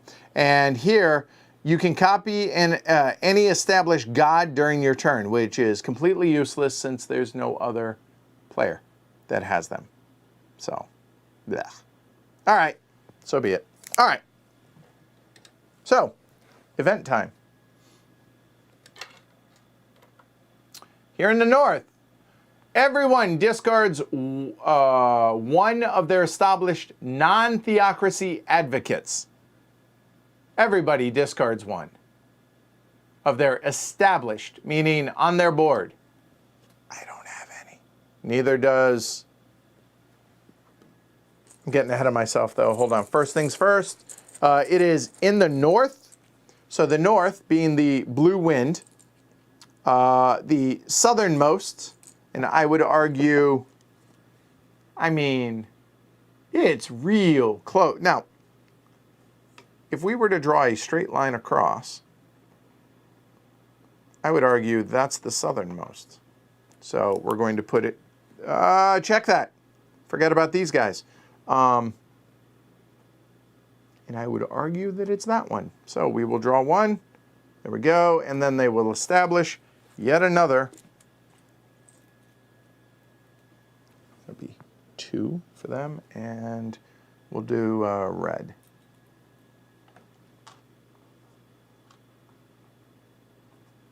Okay. Have a good one, Rocky. Okay, so the event doesn't happen, though, because we've already established. I don't have any advocates established. That's event number 3. Done. Okay. Now, we get to invest.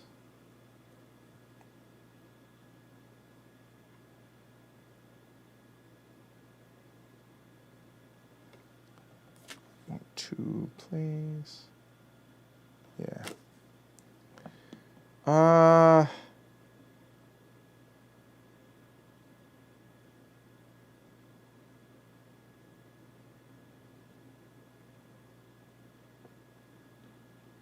That Jarldom, I really like being, this one here, this Wens one.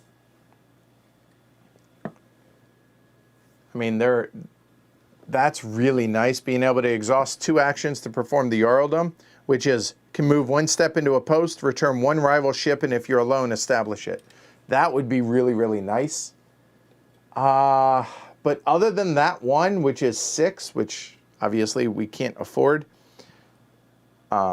this is pretty and that one is pretty and I don't want to, so we're going to go ahead and discard this one and take some mystery meat.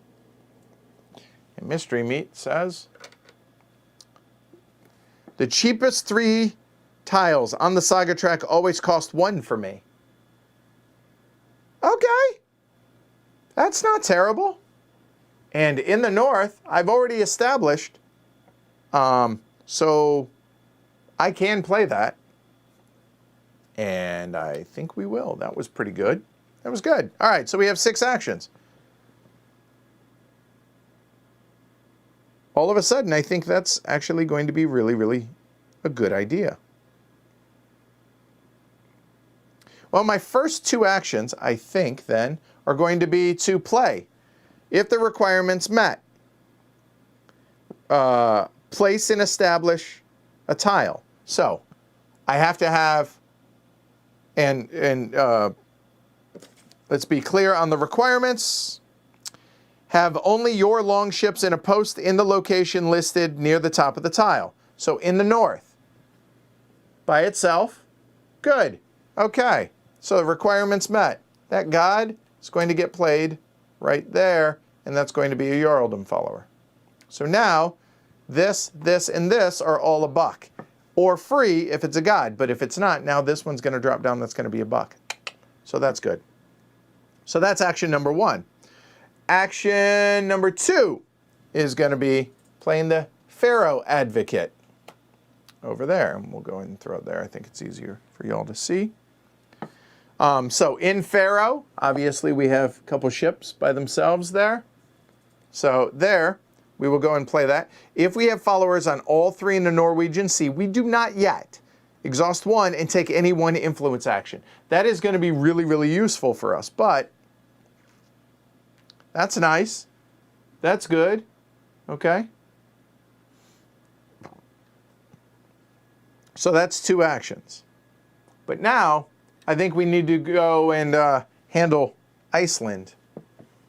And Trondelag. Oh my.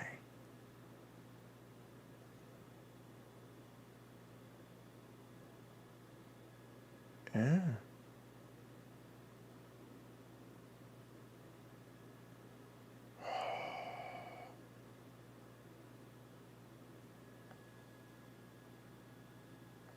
A moment.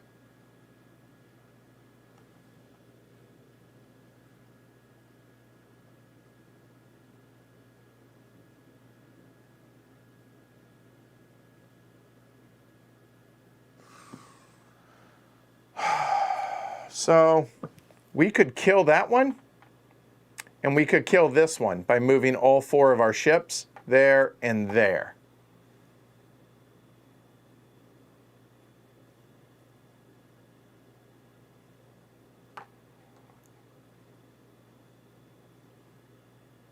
However, we're going to potentially have 7 silver, which means we could take over Adelan, which says from now on, after you pay for trade centers, you gain 3 silver back.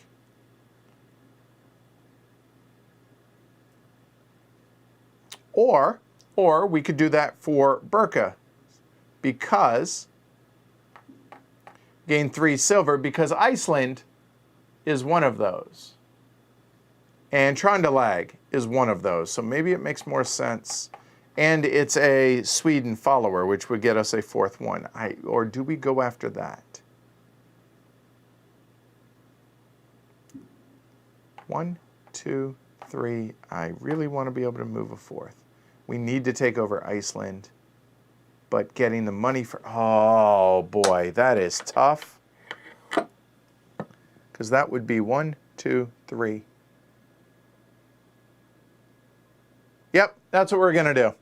We're going to take 2 actions, which is action 3 and 4, to go there. And then 1, 2, 3. So those are exhausted. That's 4 actions. And you know what? Why don't we kill something? And I want Iceland.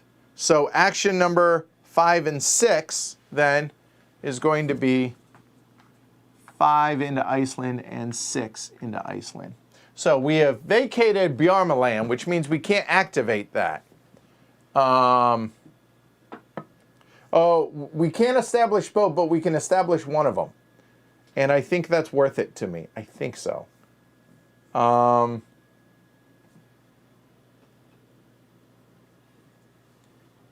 So, yeah. Okay. All right. So that's all of our actions. And now, automatic parlay. You ain't got to go, or it can't stay. And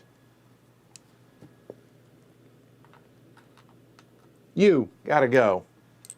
And then we can pay 5 or we can pay 7. Oh, shoot. I forgot that winter solstice happens first or after. I did stuff out of order. So those went into the bag, but we can't establish. So now we're only going to have $6. Ah, it's poor planning. All right, well, so be it. We can't establish either because we only have 3 silver.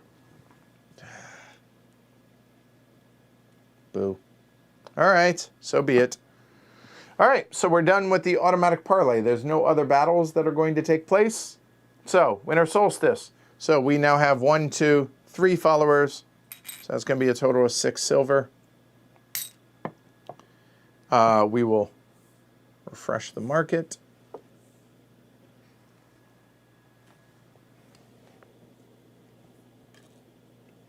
For Dublin, good luck with that. When placing a theocracy follower, gain 2 silver. Okay.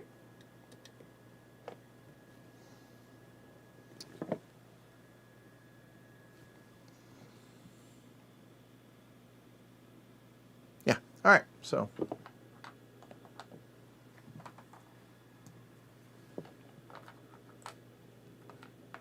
There we go. All right. We're done. So next round, rival movement. I don't think any of them that aren't in posts, they aren't, so we can skip that. Now we go to the event, and the event says, in the West, we're going to, all right, so let's do that. We have to throw out a ship in the West, northeast, southwest, okay. Southernmost, Iberia. That'll be a rival, and he gets to put a ruse out there. Your cunning attempt to, oh, they can't establish that because it's a rival. Ha ha! Or it's an ally, I mean. So they don't get to establish that. Neener, neener, neener. Okay, cool. So the West says, now that we do the event, they gain 6 silver. They don't. And they can return one of our ships from Dublin. We are not in Dublin. So, done. That was cool. That'll work. So, is this all making sense? Are y'all able to follow along? Hopefully.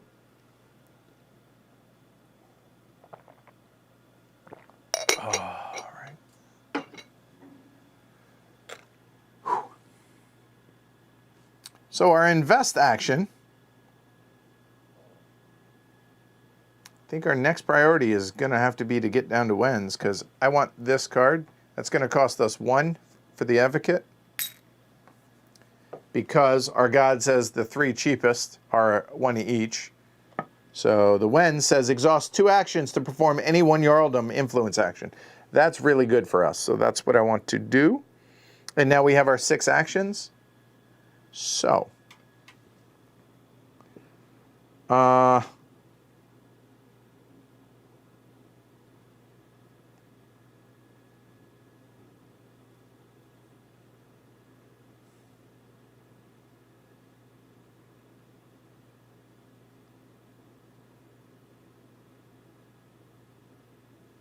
so I have 5 silver for this turn.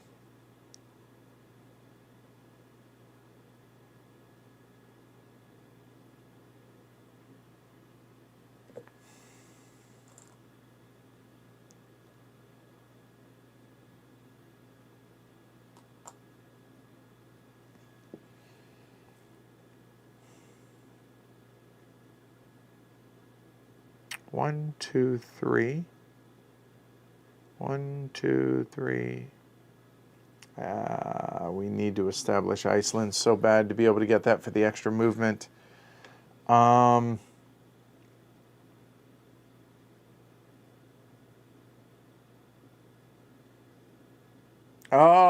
mistakes were made. Action number 1 is going to be this. It's going to go...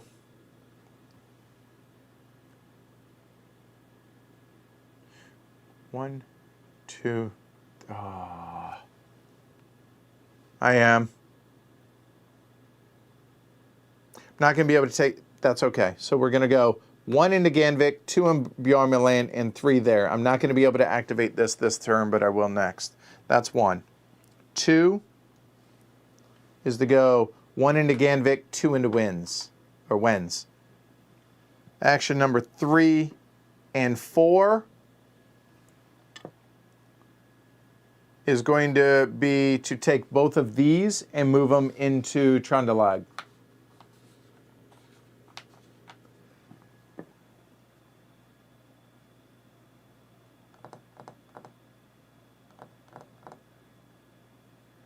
One, two, three.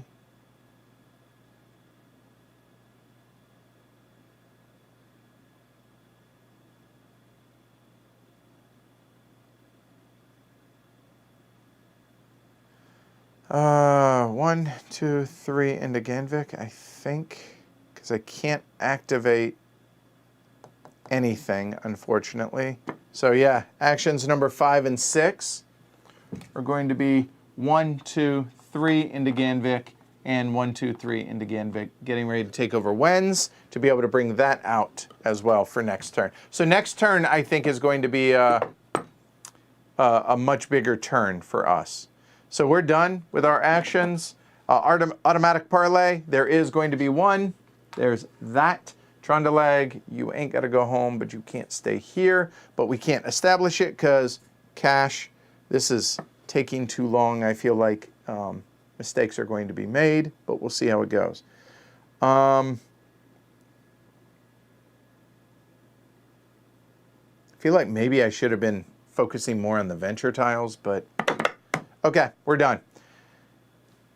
And winter solstice, we have 1, 2, 3 followers out. That gives us finally 8 silver. Feel like doing a very poor job of getting a money engine going, which I didn't think was going to be needed. I was wrong, clearly. All right. We need to refresh. So here and there. All right, she says, after winning a challenge, return 2 of your rival ships instead of 1. All right.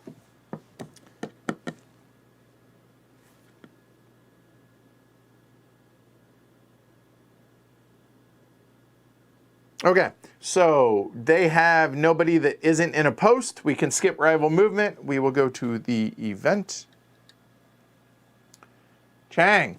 All right, so first off, we draw for Chang right here, which sucks because that's 2 ruse followers for them.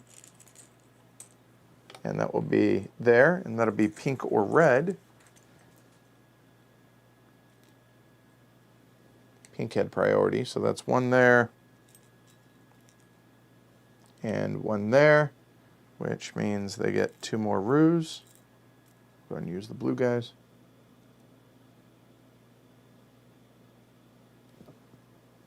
Okay, there we go. So they have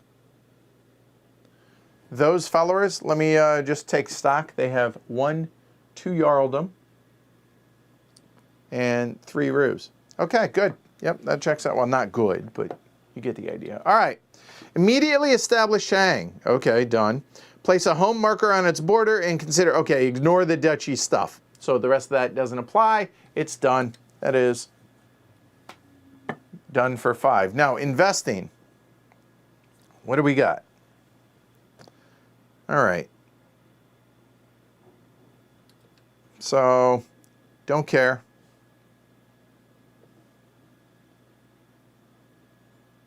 Volga is a long, that's not, I don't see that happening. Bjarmaland, only require for a duchy. That seems less important. It's a theocracy follower, but that's really it. And then here, after you've established a trade center in the north, nah,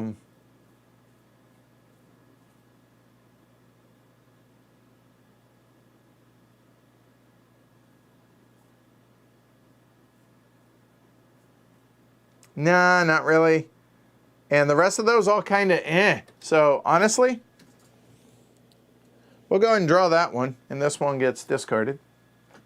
So let's see what we drew. In Khazar. And Khazar is a long way away from where I am, but a ship that ends its journey in the Middle Sea, and the Middle Sea is down south, may move 2 more steps. That's down here. Yeah. Eh. All right. All right, 6 actions. Oh, and all of y'all should lay down. That was the thing I was forgetting. Okay.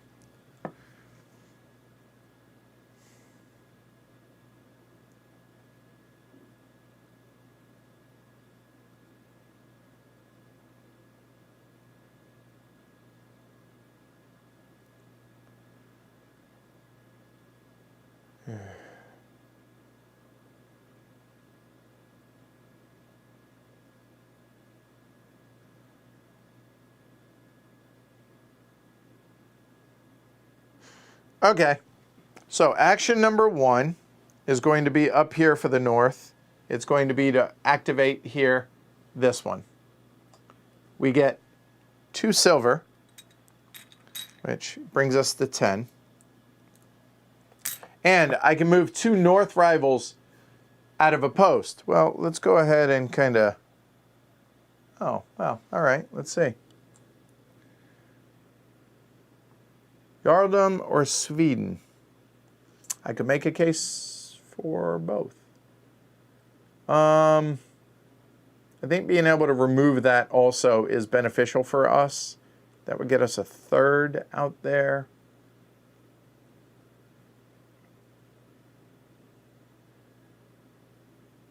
Well, we can remove 2. So I think, let's see, if we were to remove the red and the purple, where would they go from here in Wens? So from here, 1, 2, 3 for purple. That's where purple will go and just hang out in Dublin. I'm okay with that. The red, would it come down here to Miklagard, or would it come down here to Chaang from here? The only step it can go is into Ganvik. That's 1, 2, 3, 4, 5, 6, 7 to Miklagard. But going, or, check that, 1, 2, 3, 4, 5. 5 into Damascus, coming down here. Or 1, 2, 3, 4, 5, 6 into there, or 7 into there. So it looks like if I kick those 2 out, One would go into Dublin, which we don't care about, and Damascus, I don't think we care about much. Although having the 2 is really nice.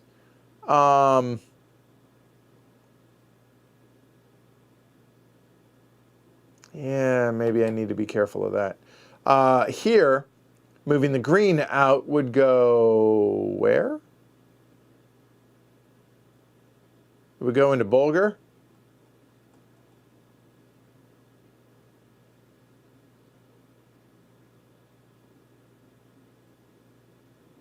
And the gray would go,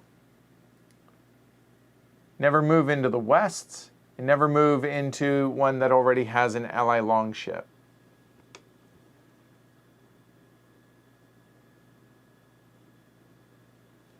And it would move to any that already has. So if I were to move both of those out, it would go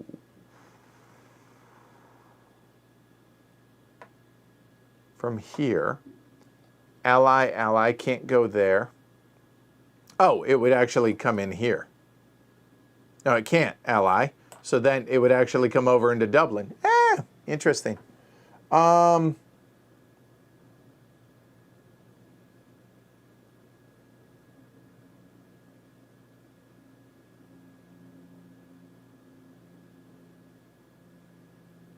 I'm wrong.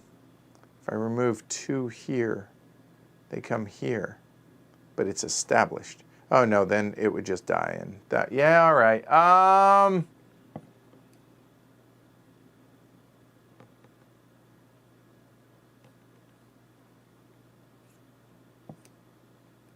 That's interesting, Yoon. I don't know which one. I think getting their follower off of here is going to be more important. So we will go ahead and move those 2 into Wens for that action. So now I'm going to use 2 actions to go 1, 2 to move into there.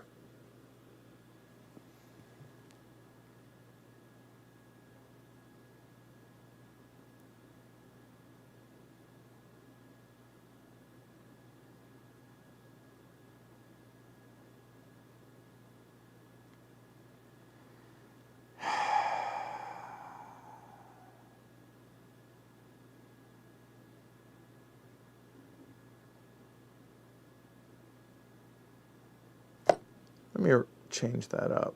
That's going to go there, and that's going to go there. Because the black one, I want, both of them will go there then.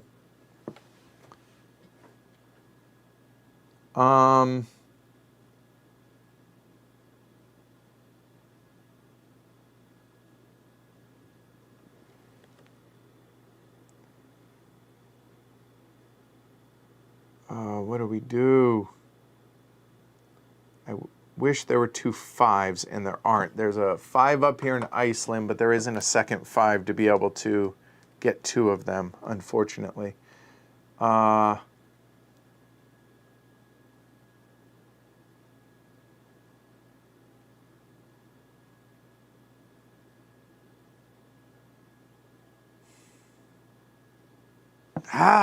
Man, this is tough, this puzzle of doing this.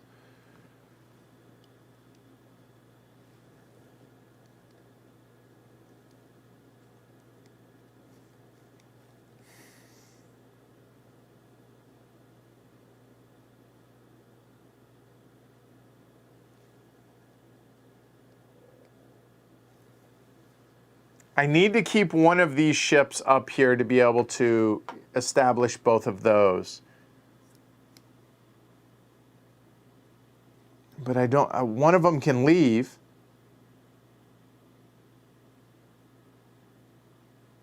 But where does it go, right? I mean, we can start looking, but I feel like once these take care of everything here in Wens, then they're free to start going out and pillaging. But I don't know what to do in the, like, where should it head? Because one by itself doesn't help at all.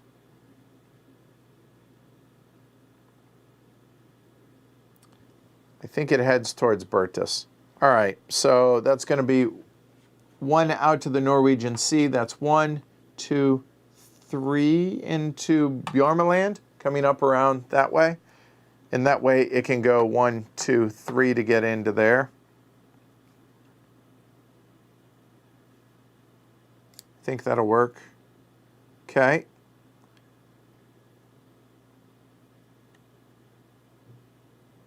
So that's exhausted.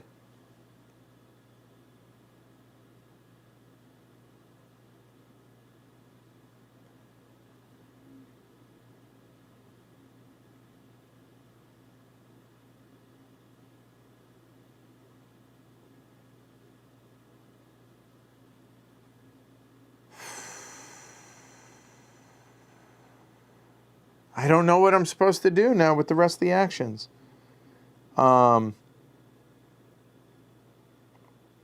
Because I need to be able to keep 3 here for this. Not necessarily because of that. There it is. That will actually go 1, 2, 3 into Sarskoye. And I have 1 action left. Done, done, done. That's the only ship I can do anything with. I can't play any of these yet. Oh, you know what? Iceland's got to be the priority. So the last one will go boop, boop, up to Iceland. That's got to be the priority for establishing. So I can get the god played. The only other 1, 2, hold on, 1, 2, 3.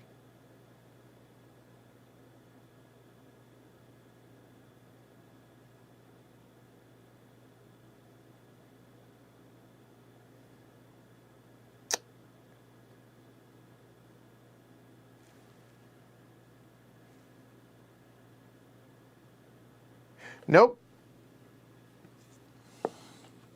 From Trondelag, it's going to go 1, 2, 3 into Ganvik. And done. That's all 6 of our actions. Good Lord. All right, parlay. There's going to be 1 parlay here first. And this is...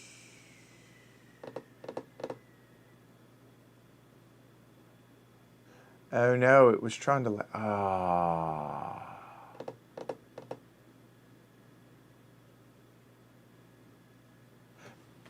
I misspoke.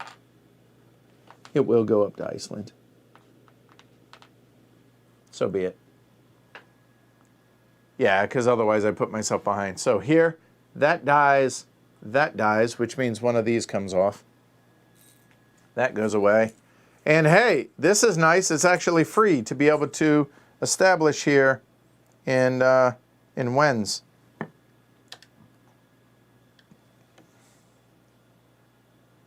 Right there. And we'll go and reset these since my turn's over. So that's going to be another Jarldom. Gain 1 for every that you have on a trade center. I'm sorry, a powerful ally, which will be 1 momentarily. So that is done. But then we come on up north, up there in Iceland. We'll go and pay the 5. And we'll go and throw a Sweden down. Yeah.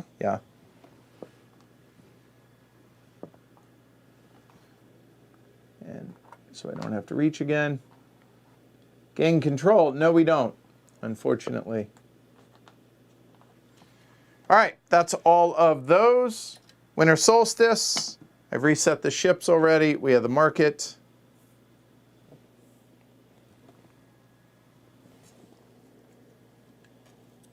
What do we have? You have +1 ship where you have a ship. That is extraordinarily powerful right now. And wow, do we need that god. It's free, but we have to have something established down in the south. Oh, that is super, super, super powerful. Okay, that's got to be a priority now, okay? Yeah, that's got to be. That was huge. Okay. We have 4 different types of followers, so it's going to be 4 silver. So all of our ships act like a 2-value ship. So now, I win ties. All right. Done, done. We're good. And we are 1 Jarldom away from getting the Jarldom influence marker as well. All right, so now their rival movement, as we have established, these two, both of them will go right out here to Dublin. Join the party. And the reason the ally is coming over here is the rules for the ally is they never move into oh, check that. They never move into west posts, meaning these, and they never move to a post that already has an ally longship. So from here, obviously can't move here. Can't move here because it's got an ally. Can't move here because it's got an ally. And I believe, Yoon, correct me if I'm wrong, that I guess they can go. So I guess he's going to go to Burka. So never mind. That wasn't nearly as exciting as I wanted it to be. So I should have done it. That's all right. There we go.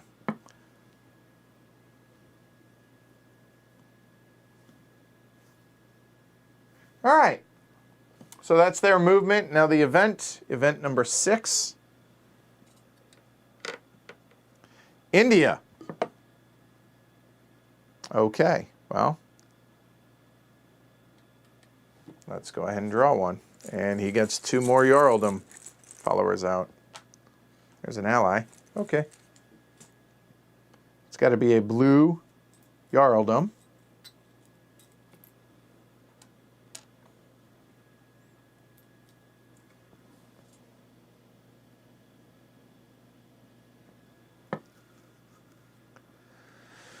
Okay, so now they place one of their ships in India, so they get another one, and they don't gain any money. Okay. So this is event number 6. So that will go there into India.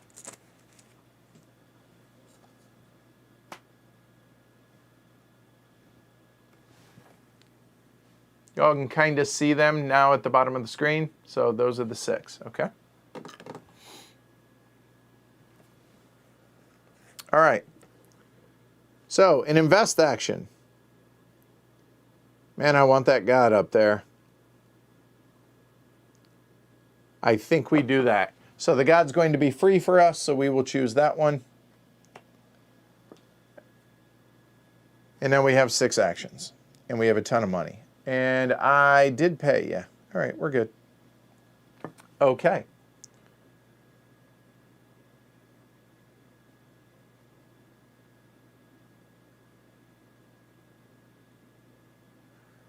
All right. I think the first action is going to be to activate that, get 2 silver.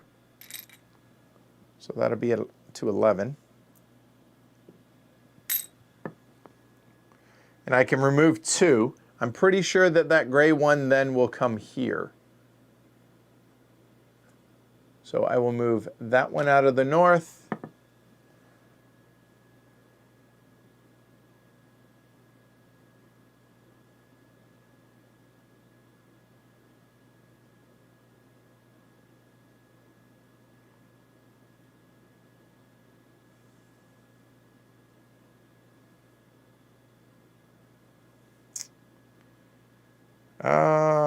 Do I want to move any of the others?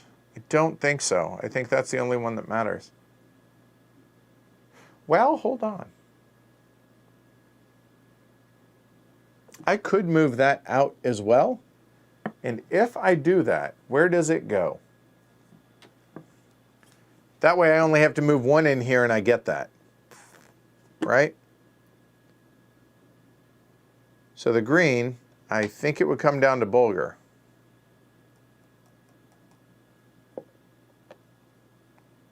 I'm okay with that. Yeah, I'm good with that. So that's 1 action.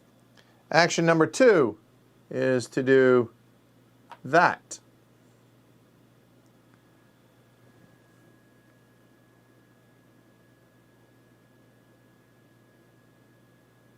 Action number 3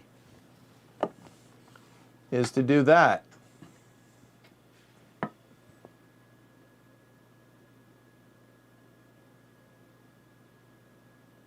Action number 4 and 5.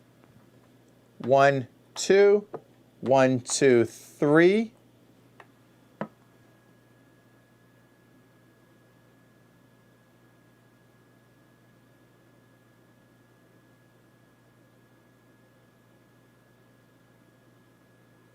That's worth $2 to do that. So that's 7. So I'm going to get a Theocracy. I'm going to get another Sweden. I'm going to get that, which gives us the Jarldom action.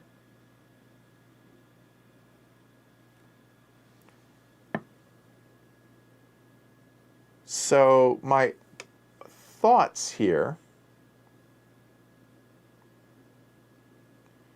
I have to establish in the south, and I think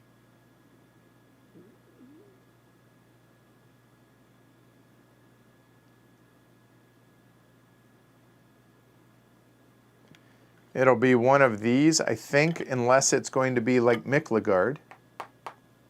Might be Miklagard, because then these will be able to go 1, 2, 3. They're 4 movement away. I think that works.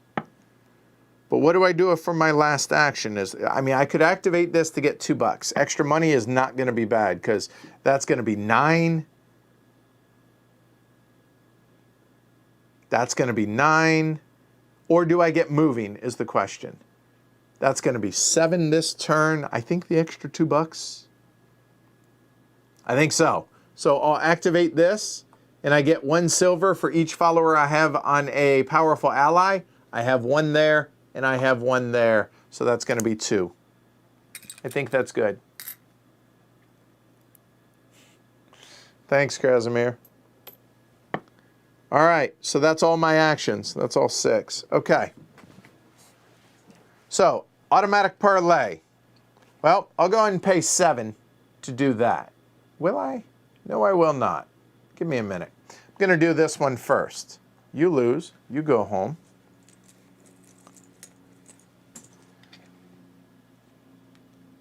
That will go there. And Berta says, whenever we activate it, gain 1 silver. If you've established a post in the west, we have. Gain 4 silver. That's going to be pretty useful, I think. So that's 1 for that. Then here we are by ourselves, so we will go and get a Sweden follower out there. Then we're here by ourselves. We will pay 7. And that'll be a Theocracy follower up here. And then when this happens, it says you may instantly move all of your ships you control on the map 1 step. Okay. Well, he'll come out here now.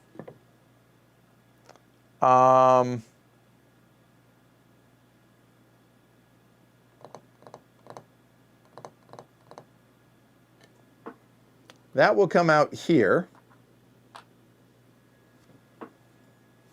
One of these will definitely come there, but 1, 2, oh, that gives us Miklagard. For the 4, I have 6, I'll have 9. Both of these will come out here.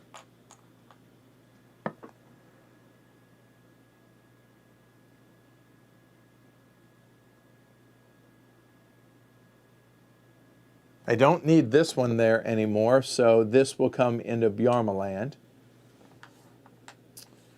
And do we move this one out of here? Because that's going to be worth $3. Keeping one there would be worth 4, but he's too far away to come down to Miklagard in 1 turn. So I think he stays there. We're done. Okay. That's all the automatic parlays. All right, winter solstice. So first off, 1, 2, 3, 4. So we're going to get 4. So that turns into 10. And we now have 4. That's ours.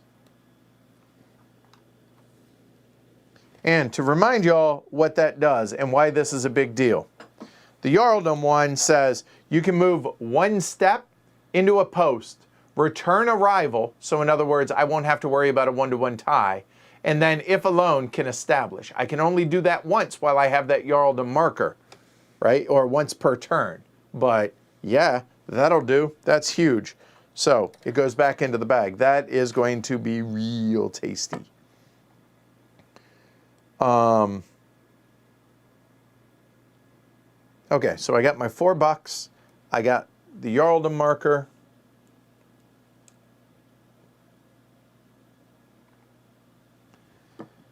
Refresh the market. One for Adelan. Says, when ending your journey on a north post, gain $2, 2 silver. Okay. I've unexhausted my ships. We are done. Okay. Event number 7. Oh, that's gross. Oh, glory to Rome.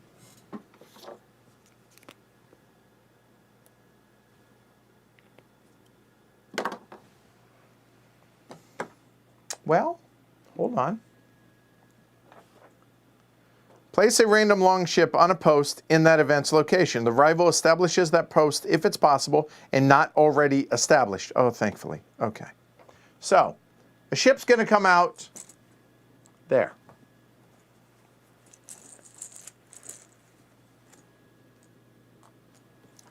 It's already been established, so they don't do that.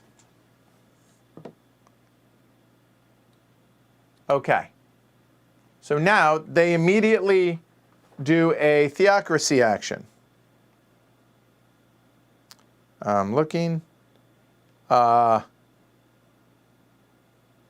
the theocracy, I'm just looking.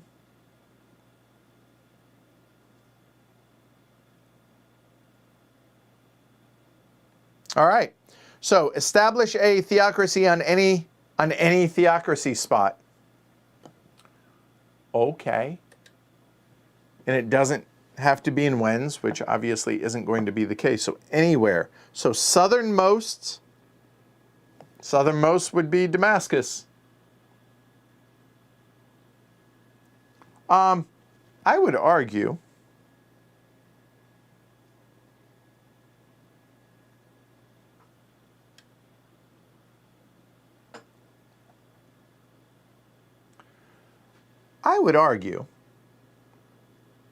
that the bottom of this post comes down into that blue line. I would argue that's further south than that. I mean,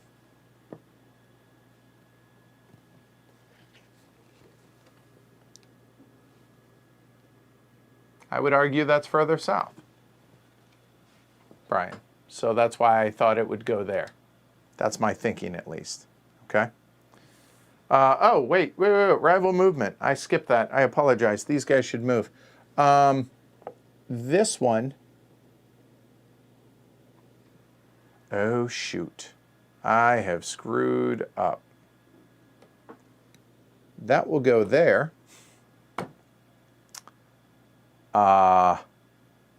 And this one will go 1, 2, 3, 4, 5 into Bulgar. Sorry about that, Krasimir. Oh, that was not good. Okay. So the event, theocracy, I would argue that that's Damascus. They establish. So that's going to be 2 red tokens. Ugh.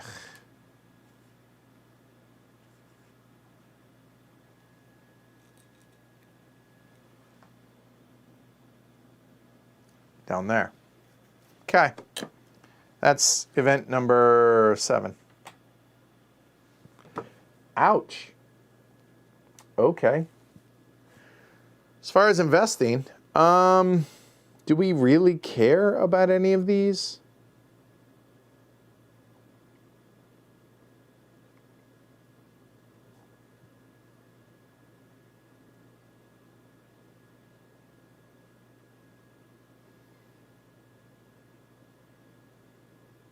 I don't think so, so I think we go ahead and take some mystery meat. Vinland, after paying for a powerful ally, gain 3. And Vinland is not anywhere we're looking at right now, so that will probably get discarded. Okay. Oh, and that goes away. All right. Action time.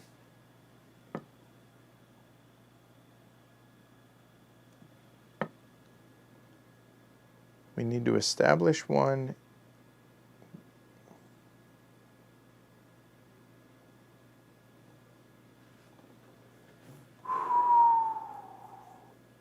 Okay. So we wanted to get wins established. So step one is to play this advocate down here to our board and establish the ruse one. And he says, so we have one obviously established there. So we're good. That will go there.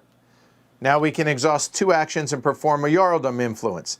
The Jarldom, oh, wait, I hit the wrong thing. I'm sorry. Should have come down here. I'm sorry. What is going on?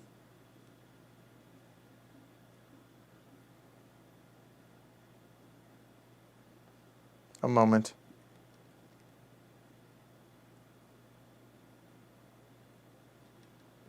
A moment.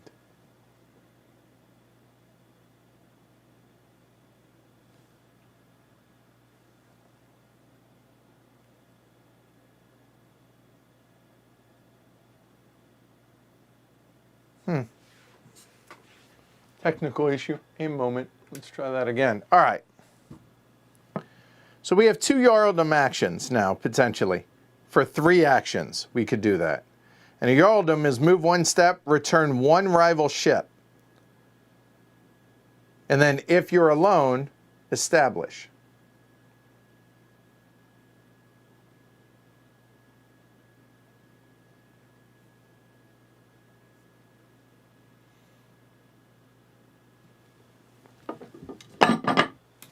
Try that.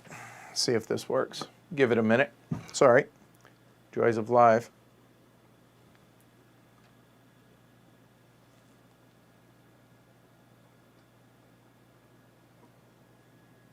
Oh, that's unfortunate.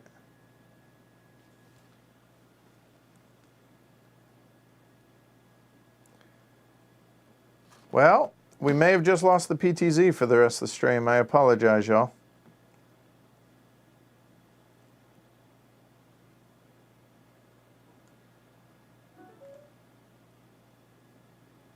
Try and restart the controller and see if that helps. All right, in the meantime.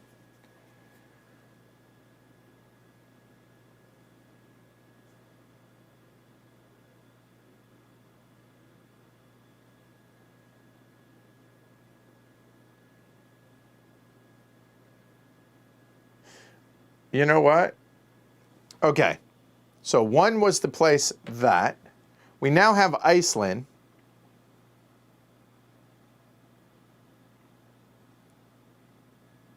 Yeah, we'll go ahead and play our second god, which is going to be our Icelandic one, which says your ships have +1 steps when starting a journey in the sea region.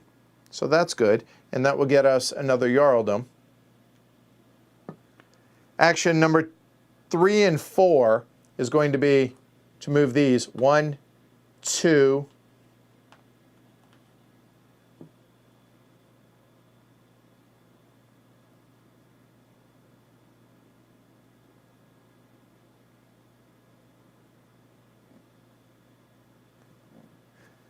I guess 3. I might as well go all the way into Miklagard. So there's that.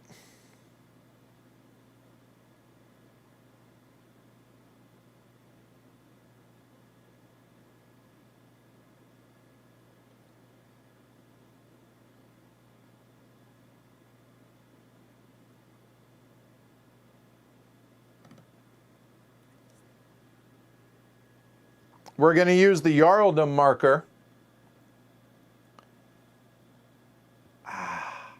Do I lose the, I don't want to lose that, do I? Either one of them, for that matter. Don't think I can.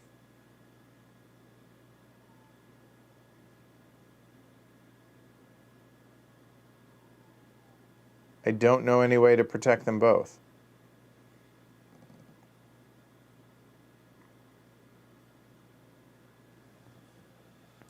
Oh, well, I do have all three of these now, which means I now can use this advocate, which allows me any one of those actions.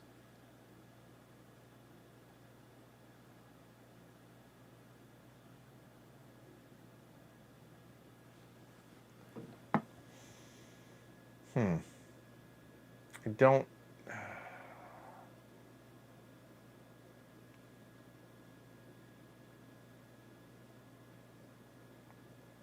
Oh. Okay, I'm going to use the Herald Fairhair here as exhaust one action and take any one influence action once, which is Jarldom. Jarldom, this one is going to go here. It says it may move, remove one, and establish if possible. Don't need to. Then I'm going to use the Jarldom marker on Jarldom to then move this and remove that one. I think that works. It protects those, and it removes those off the board. I think that's what I do. I don't think there's any way to protect those otherwise. And this way I get a couple of Swedens out of it, I think. That seems like a good idea, and that's all my actions. I think so.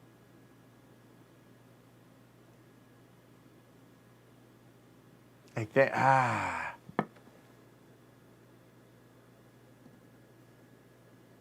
Oh, damn it. Oh, you're right. I can't play that one yet. So, hold on. So I have one action left because I don't have a ship in Iceland. Thank you. So I have one action left.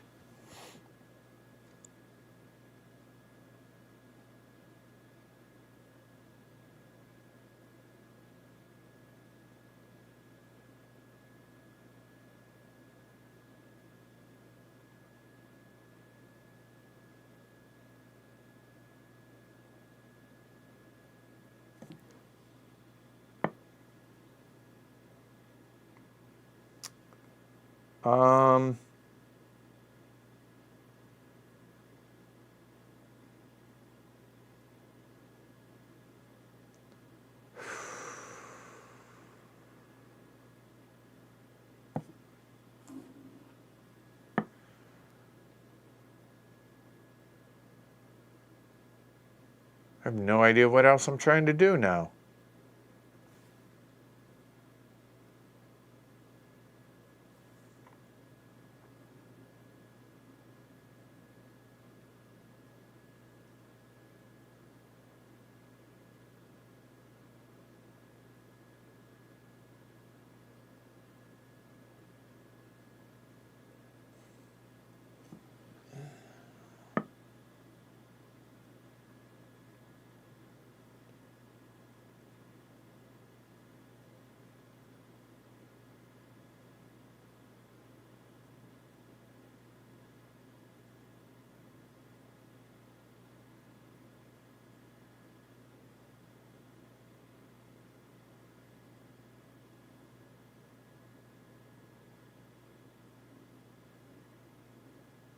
I lose the Jarldom if I do that. No, I gain it there. All right, last one, we'll move that up to Iceland. That's my last action. I'm not going to bother standing it up. All right, that's all 6 of my actions.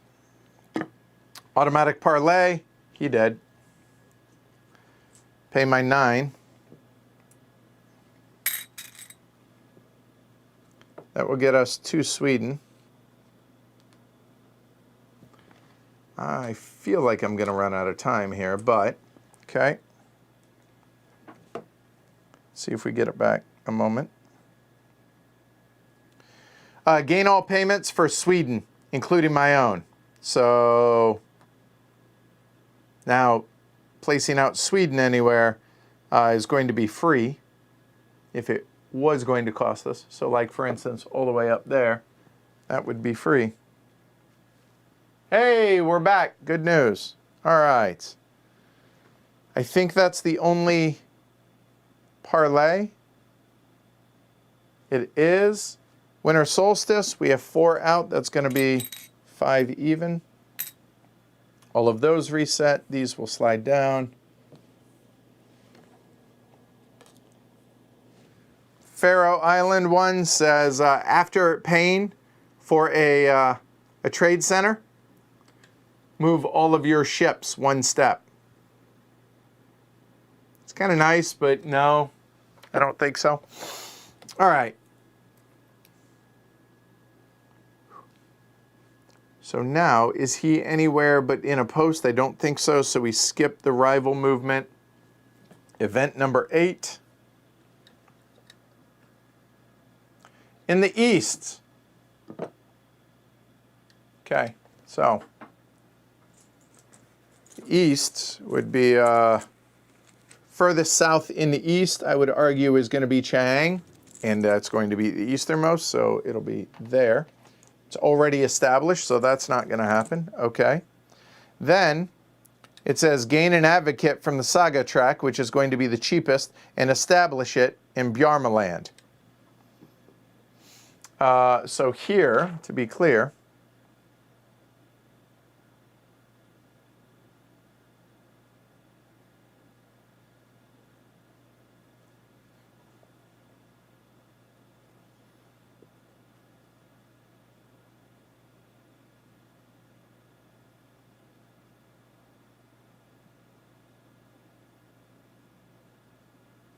so I would argue that that would go into Bjarmaland there, and then going to establish it. And this is where the the ruse action comes in.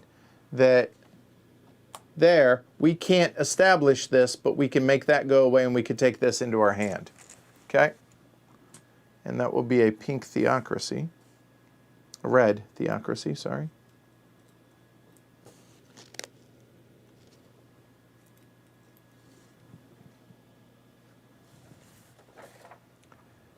And that's event number 7.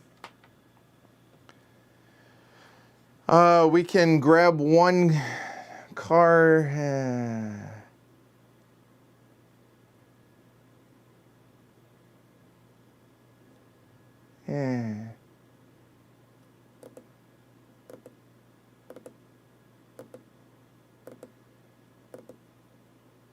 Nah, none of those are really exciting, so we'll go ahead. We'll take Mystery Meat.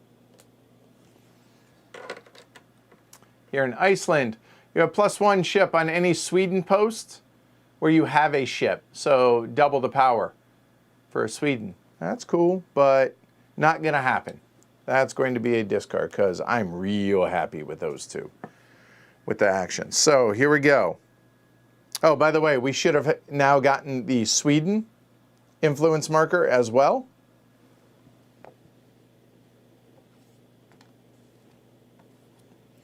And Sweden says when we grab a tile from the Saga pile, place it out on the map, choose where it goes.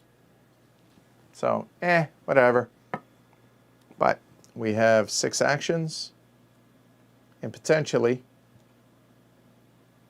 up to 4 influence actions. So here we go.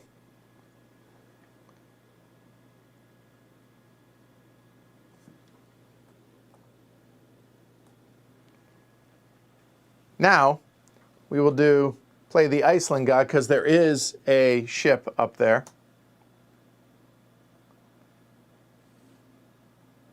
And now, if we start a journey in a sea region, we get 4 movement. That's 1.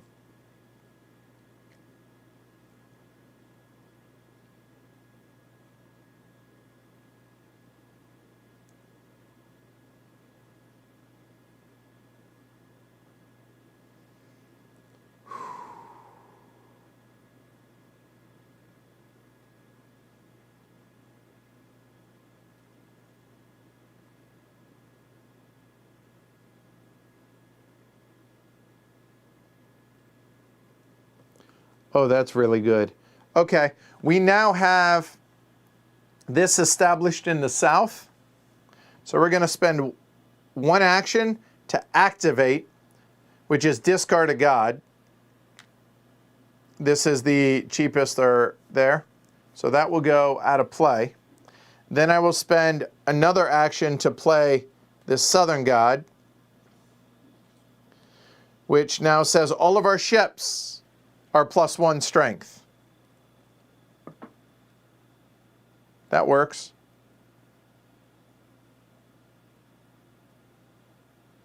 We only have $5. So I think we will do 2 actions as regular actions to go there and there.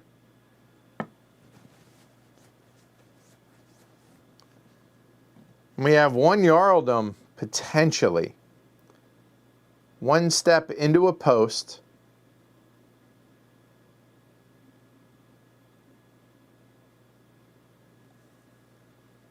Which there isn't anything available for that, but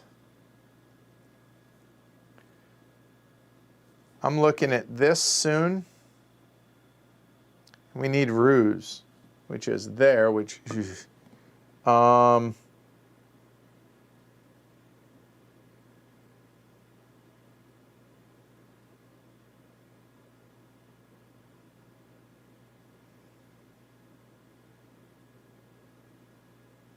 you know what?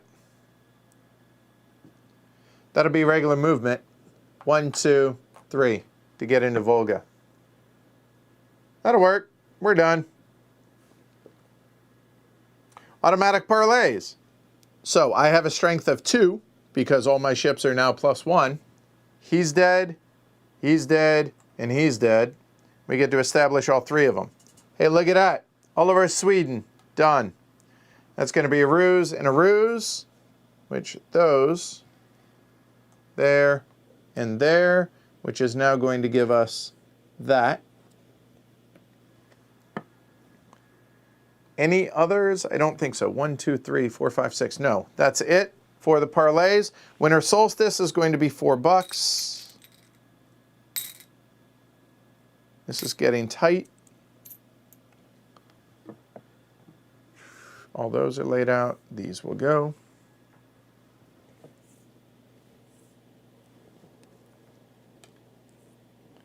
After you buy a saga tile, gain $2. 2 silver. Okay. All right. Have a good one, Jonathan. All right. So their rival movement, they are not anywhere that they need to move. Event number 9. Damascus. Oh, that was unfortunate.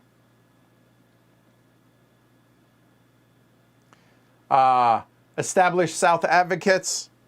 I don't have any, so they're not in the South. They're Pharaoh and Wens. So instead, they just add 1 into Damascus, which is unfortunate. But not a huge deal because all of my ships are +1. So that's 2, that's 4 to come down here. So that's not so bad. That is event number, what did I say? 9.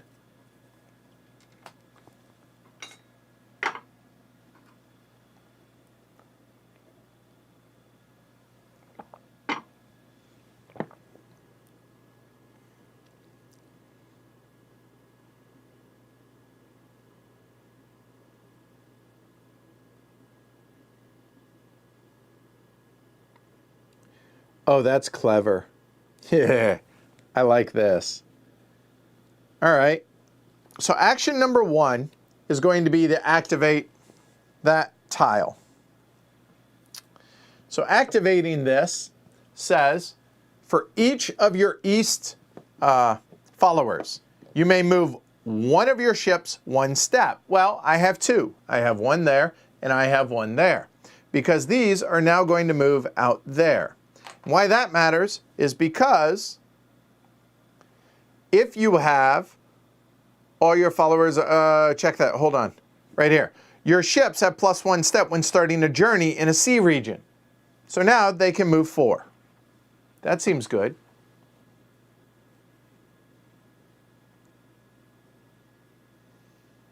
I have 9, so they can move 4. So actually, wait, 1, 2, oh, you know what? Never mind. I don't even need to do that. It was a cool idea, but it's unnecessary because they can go 1, 2, 3 down to Damascus, and 1, 2, 3 down to Damascus. There we go. All right. So that is 2 actions for the movements. Thought Thought that was being all clever and stuff. I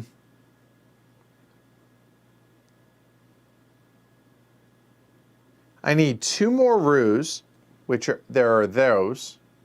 I need 2 more Jarldoms, which there's one there, there's one there. Like, we can do that. The problem is I need 2 more democracy, or theocracy, though, after those 2.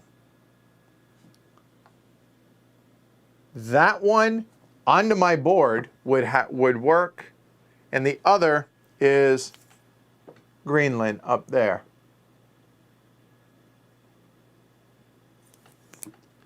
Okay, well, so how do we make this happen? Obviously, I need some ship. I need one other ship to come around this way to get up to there, because,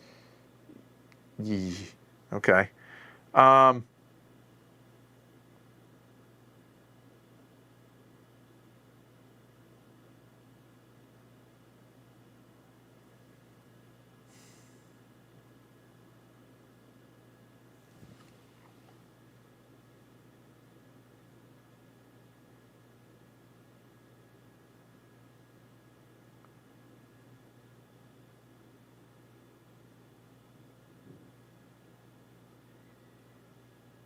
There are no others, so that doesn't, that's unfortunate. So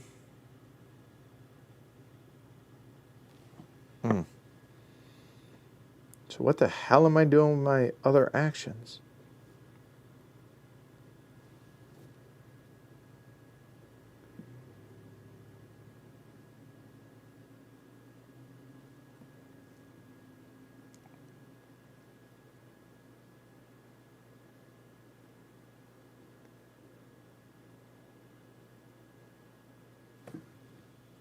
One, two, three.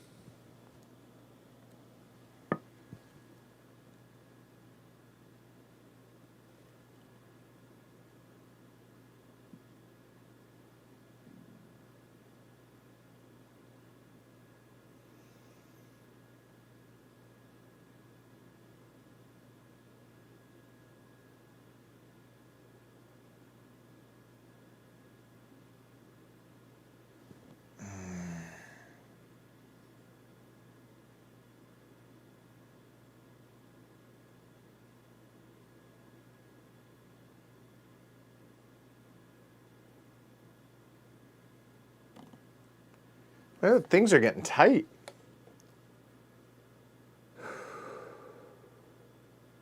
There's a lot of ships in some of these areas. So 1, 2.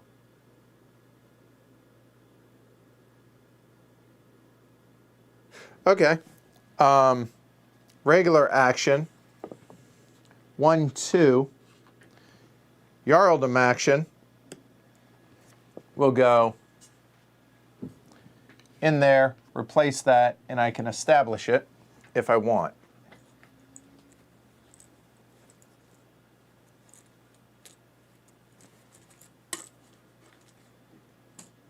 And do I want? No, I'll wait on that. We have 1 action left. Technically that's standing and that's standing. I feel like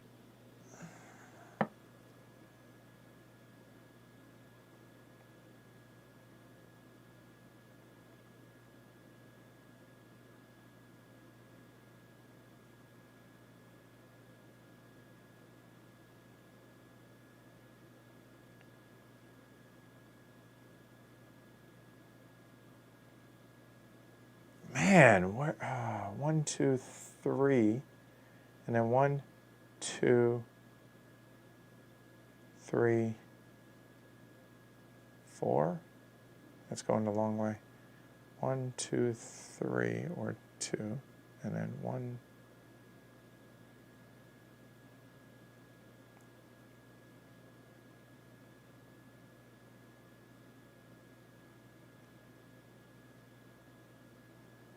Might as well get some money.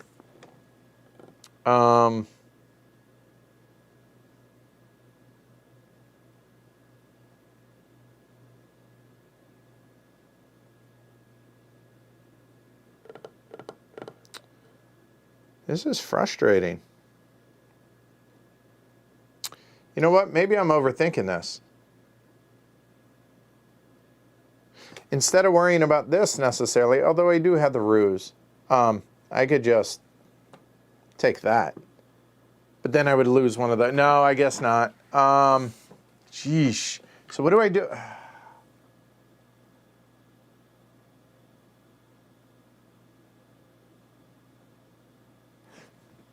This ship was actually there, so I'm going to move that one there instead, and instead I will activate that. And one for every... I get 3 for 1, 2, and 3. I think that's it, right? Yeah. So that'll be 3. So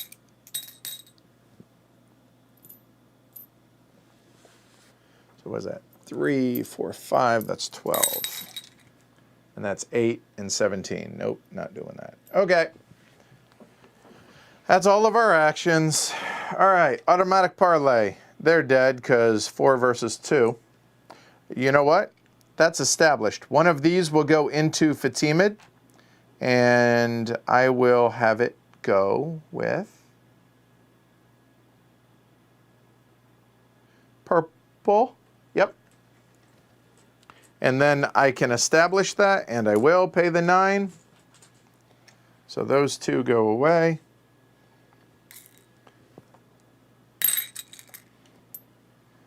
And those 2 come out. That's just hanging out in Fatimid. So done, and I think that's it, right? I could, if I had the $8, go ahead and establish up there in Greenland, but I don't, so I can't. Okay.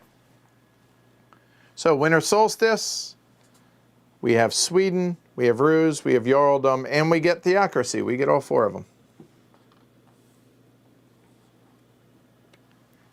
And that's going to be $4. That's going to be a total of 7 silver, which is still 1 short for Greenland. We need those 6 followers out without losing any. It's going to be tight. All right, we go into rival movement. Well, we start with this. So it's going to have to go there no matter what. Then it's a matter of purple. 1, 2, 3, 4, 5 into there. Or 1, 2, 3. Good. Hang out in Dublin. Join the party. Okay, done. I think that's all the rival movement that is not in a post. 4, 5. Event number 10 in Wens. Oh, that sucks. All right, so he places 1, and those go into the bag.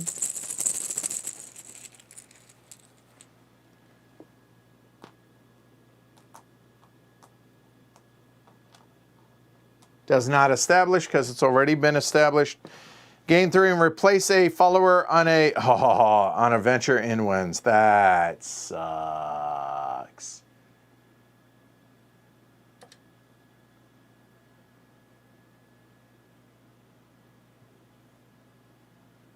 All right, well, it'll become mine here again at the end of the turn, but so be it. So this will go away, which now means I would argue I lose the Jarldom one temporarily because we're down to 3. And that will go there.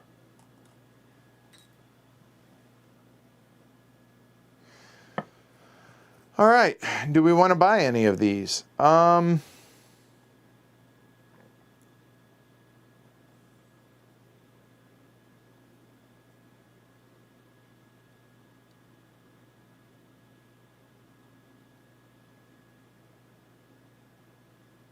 yeah. Oh, my bad. Yeah, it should have already been out here. You're right, because the pier. My bad, Yoon. You're right. Do I want to buy any of those? I'll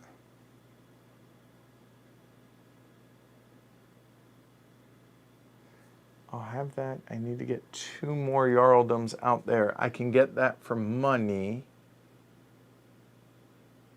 And I could get that one. That one's already, so I only need 2. So it could be those 2. Or it could be that with those two.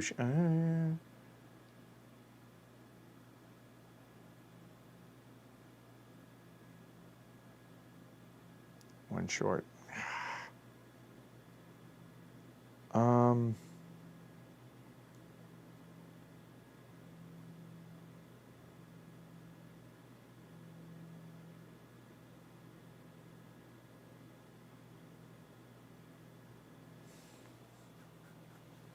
Oh, there's the two theocracies right there. Okay, so hold on.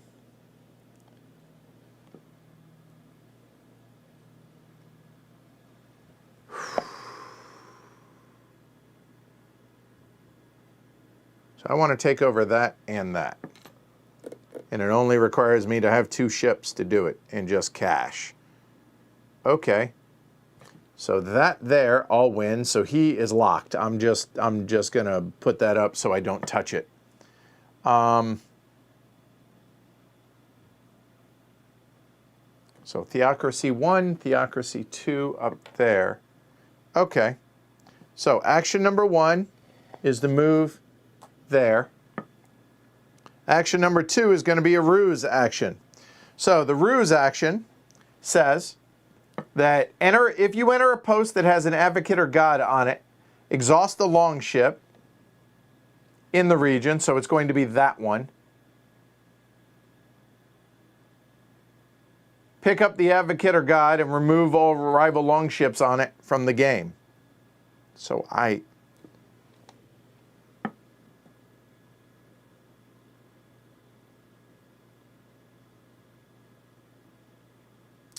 you know what? I think I would have to, instead of moving this, let's back that up. I'll activate this. I have 2 followers, so I get 2 action to where I can move 2 ships 1 step. 1 there. And the second one,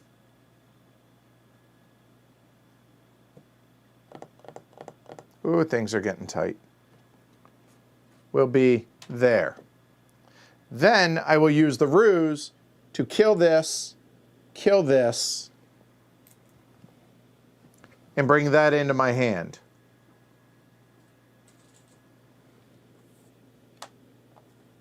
And I still haven't activated. I have to activate that with the ruse. So there.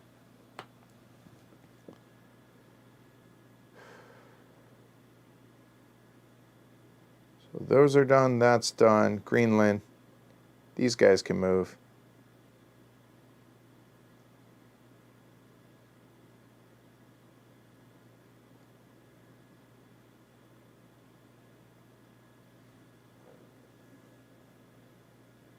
Okay.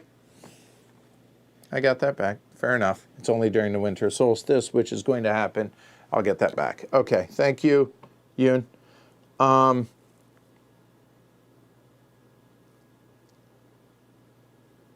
So if I were to move this, that would go 1, 2, 3, 4. That's that action.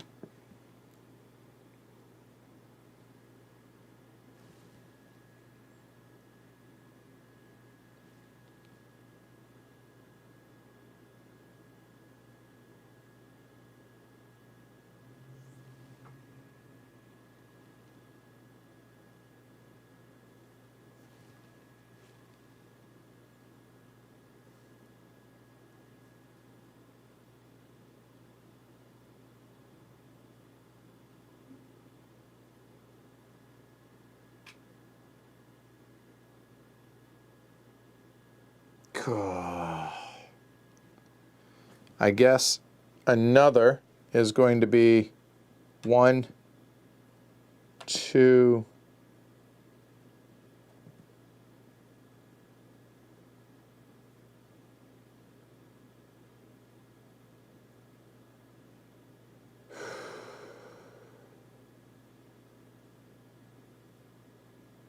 how am I going to have enough money to pay for all this stuff? I'm not. So maybe instead, he moves there, and he moves there. That'll be 6.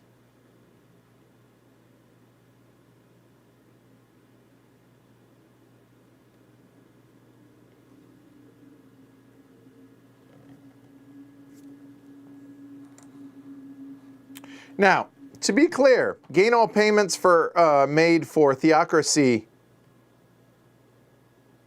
Never mind. Nope, won't work.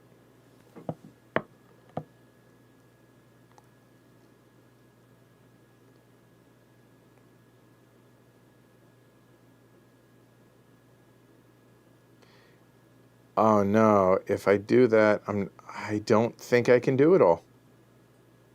I think I'm going to be just short. I'm going to be one turn short. But we have 2 actions left. What the hell am I going to do with them?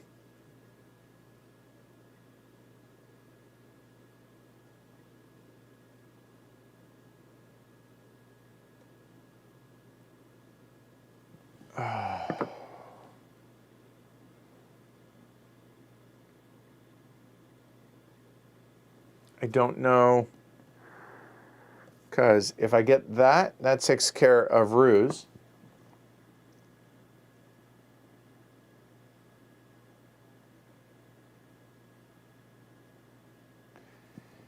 If I bring Bjarmaland, that adds 1 up here, so now I have 4 Jarldom that I have to, well, 3, because that one's actually going to go away, so that'll be 3, and I have no idea how the hell I'm going to do that.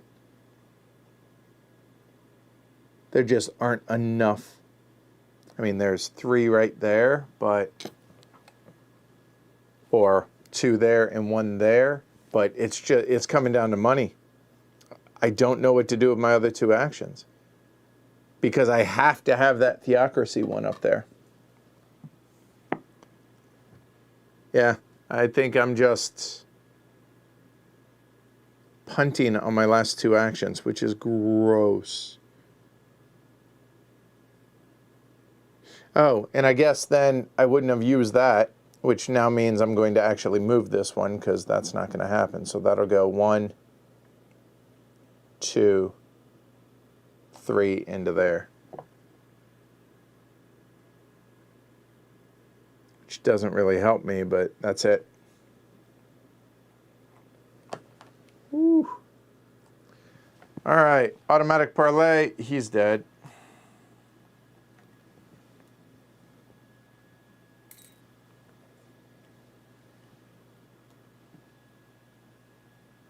And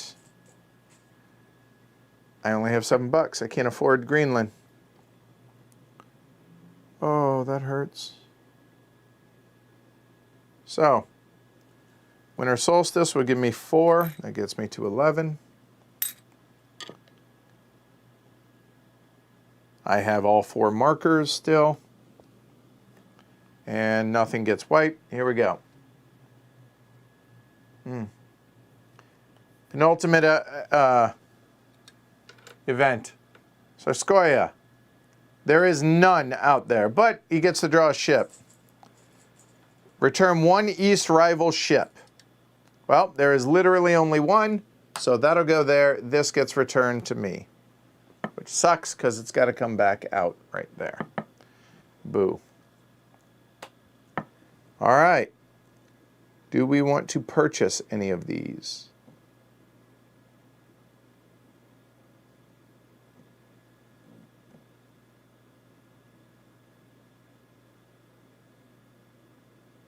Not really. I'll take some mystery meat. I don't think it's going to matter.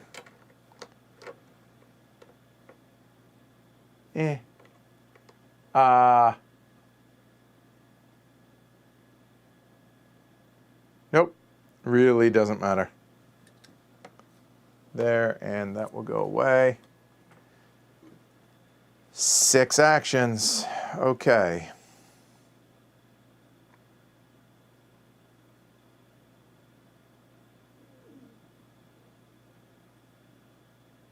Yeah, I can't get money from these and then move them.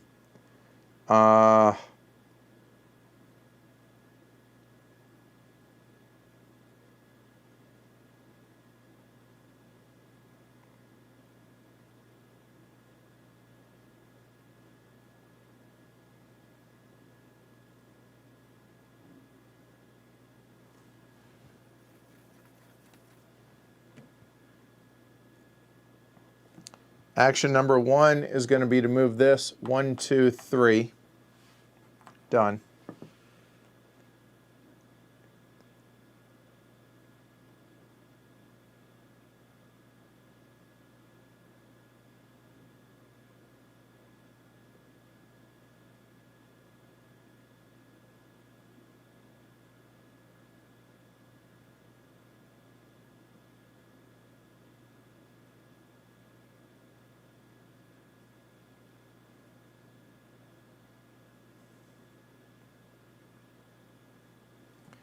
Action number 2 is going to be 1, 2, 3, and then 1, 2, 3, and then, yeah.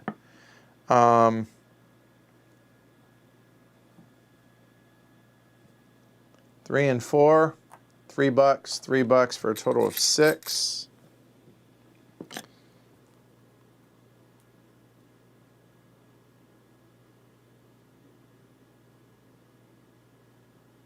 Oh, that's done.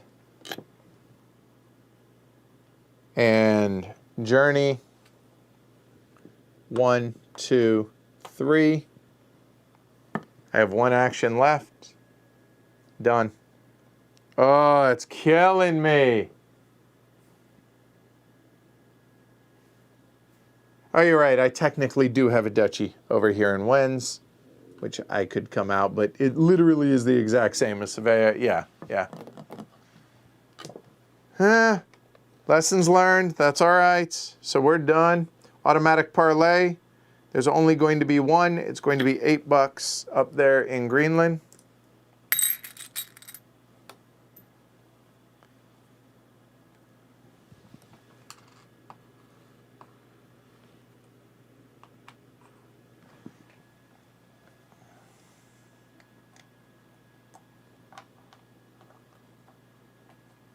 We're going to get close, but we're going to lose, which is a bummer, but now we get 4 more.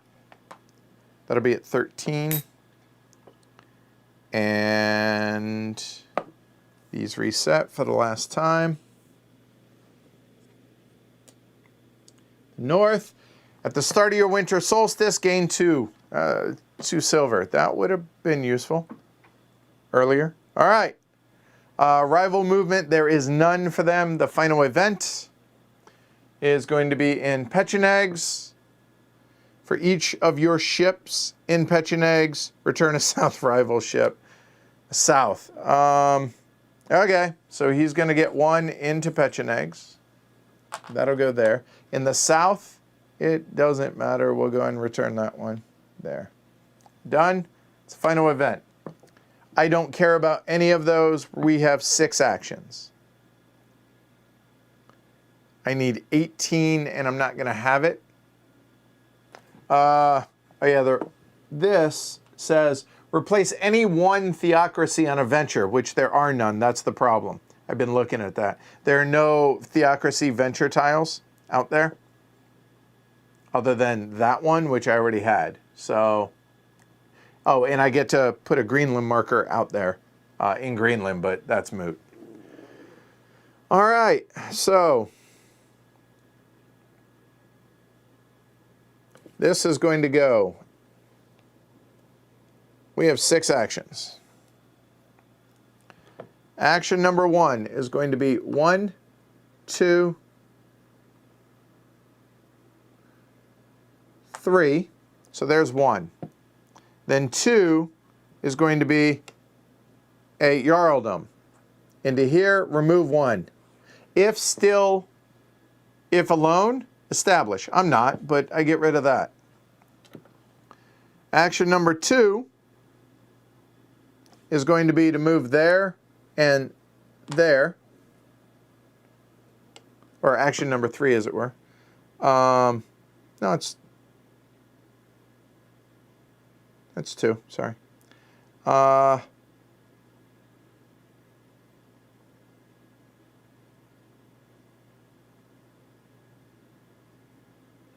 Action number 3 is going to go 1, 2, 3. Action number 4 is going to use that, which is going to be a Jarldom, which here,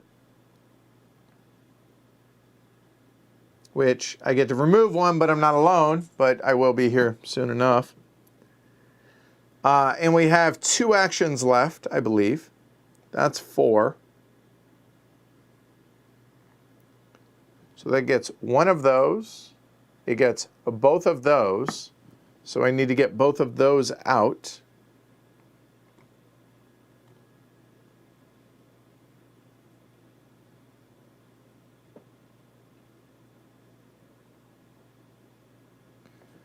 Action number 5 is going to be 1, 2, 3. And technically both of these are standing.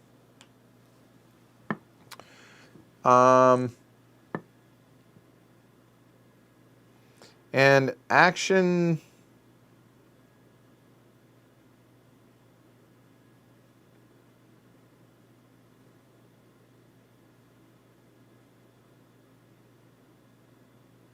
number 6 is to go just move.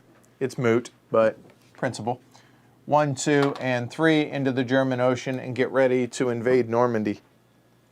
Well, not really. It would actually be a theocracy, which there are none, which means I would have to come out here.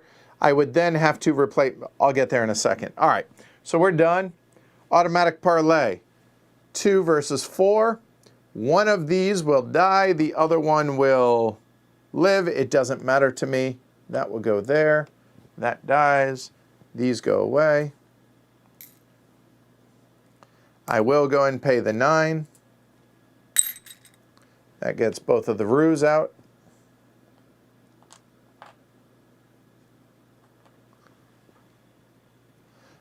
This, he will die, 2 to 1. That will go there.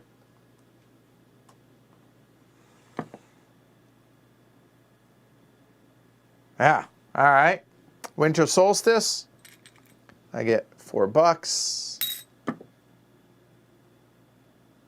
Reset those. Go to draw an event, or well, technically, this will come on down to there during rival movement. And then go to draw, up, game over.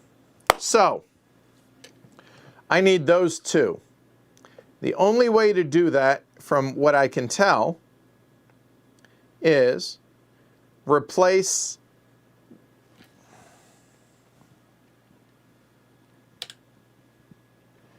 so I would need 1 action to activate to throw that away. So next turn. So that would be 1 action to throw that away. I would then need to move a ship into Bjarmaland, which I could do. Then that would go there. That's 2 actions. Yeah, I'm 1 turn away, because then 3 actions, 4 actions right there, and boom, done. Although I only have 8 silver, but I could activate this one to gain 2, which would give me 9, which is what I would need for that. So I was 1 turn away. Glory to Rome for that.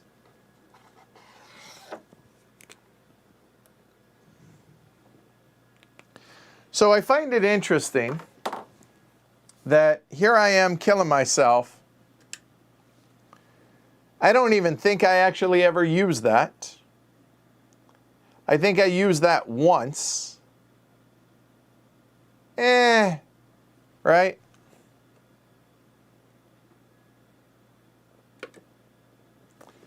Yeah, Brian brings a good point. Leaving multiple ships in Bjarmaland for early money farming would have been good. I agree with that. And then I think another thing that I should have done is I never gained the 4 that this would give me. So just that would have been good, and I never did. The biggest limiting factor I found in the solo version of this is the 6 ships. That's intentional, clearly. But there you go. That's the solo game. Now, I will recommend printing these off for the from the Living Rules, or the appendix that's on Ion Game Design's site. The appendix is where the solo rules are. So definitely recommend that, because, as I mentioned earlier, setup and everything, all of that hadn't changed, but some of this stuff and on that page had changed. So that will help. And hopefully, I'm pretty sure that I think I nailed all the rules on this. So hopefully that helps you all get this to the table if you are a solo aficionado. And the other nice thing about this, I will say, is the venture tiles. These are going to vary every game, right? I had a bunch that really weren't working for me that were out here, and those were the 9 that came out. But that's not always going to be the case. Yeah, and Yoon says, take the opportunity to mention Madeline's 220 unique illustrations on all the tiles, meaning these. So there you go. Cool. All right. Excellent. Hopefully you all enjoyed that. If this is a good game for you, check it out. Ion Game Design, Pax Viking, Jon Manker, designer. So thanks to everybody over at Ion. Certainly appreciate the support. Appreciate the sponsorship, as well as the review copy of the game. Thanks to everybody that watched. Certainly appreciate that. Thank you. And I think I missed... I did.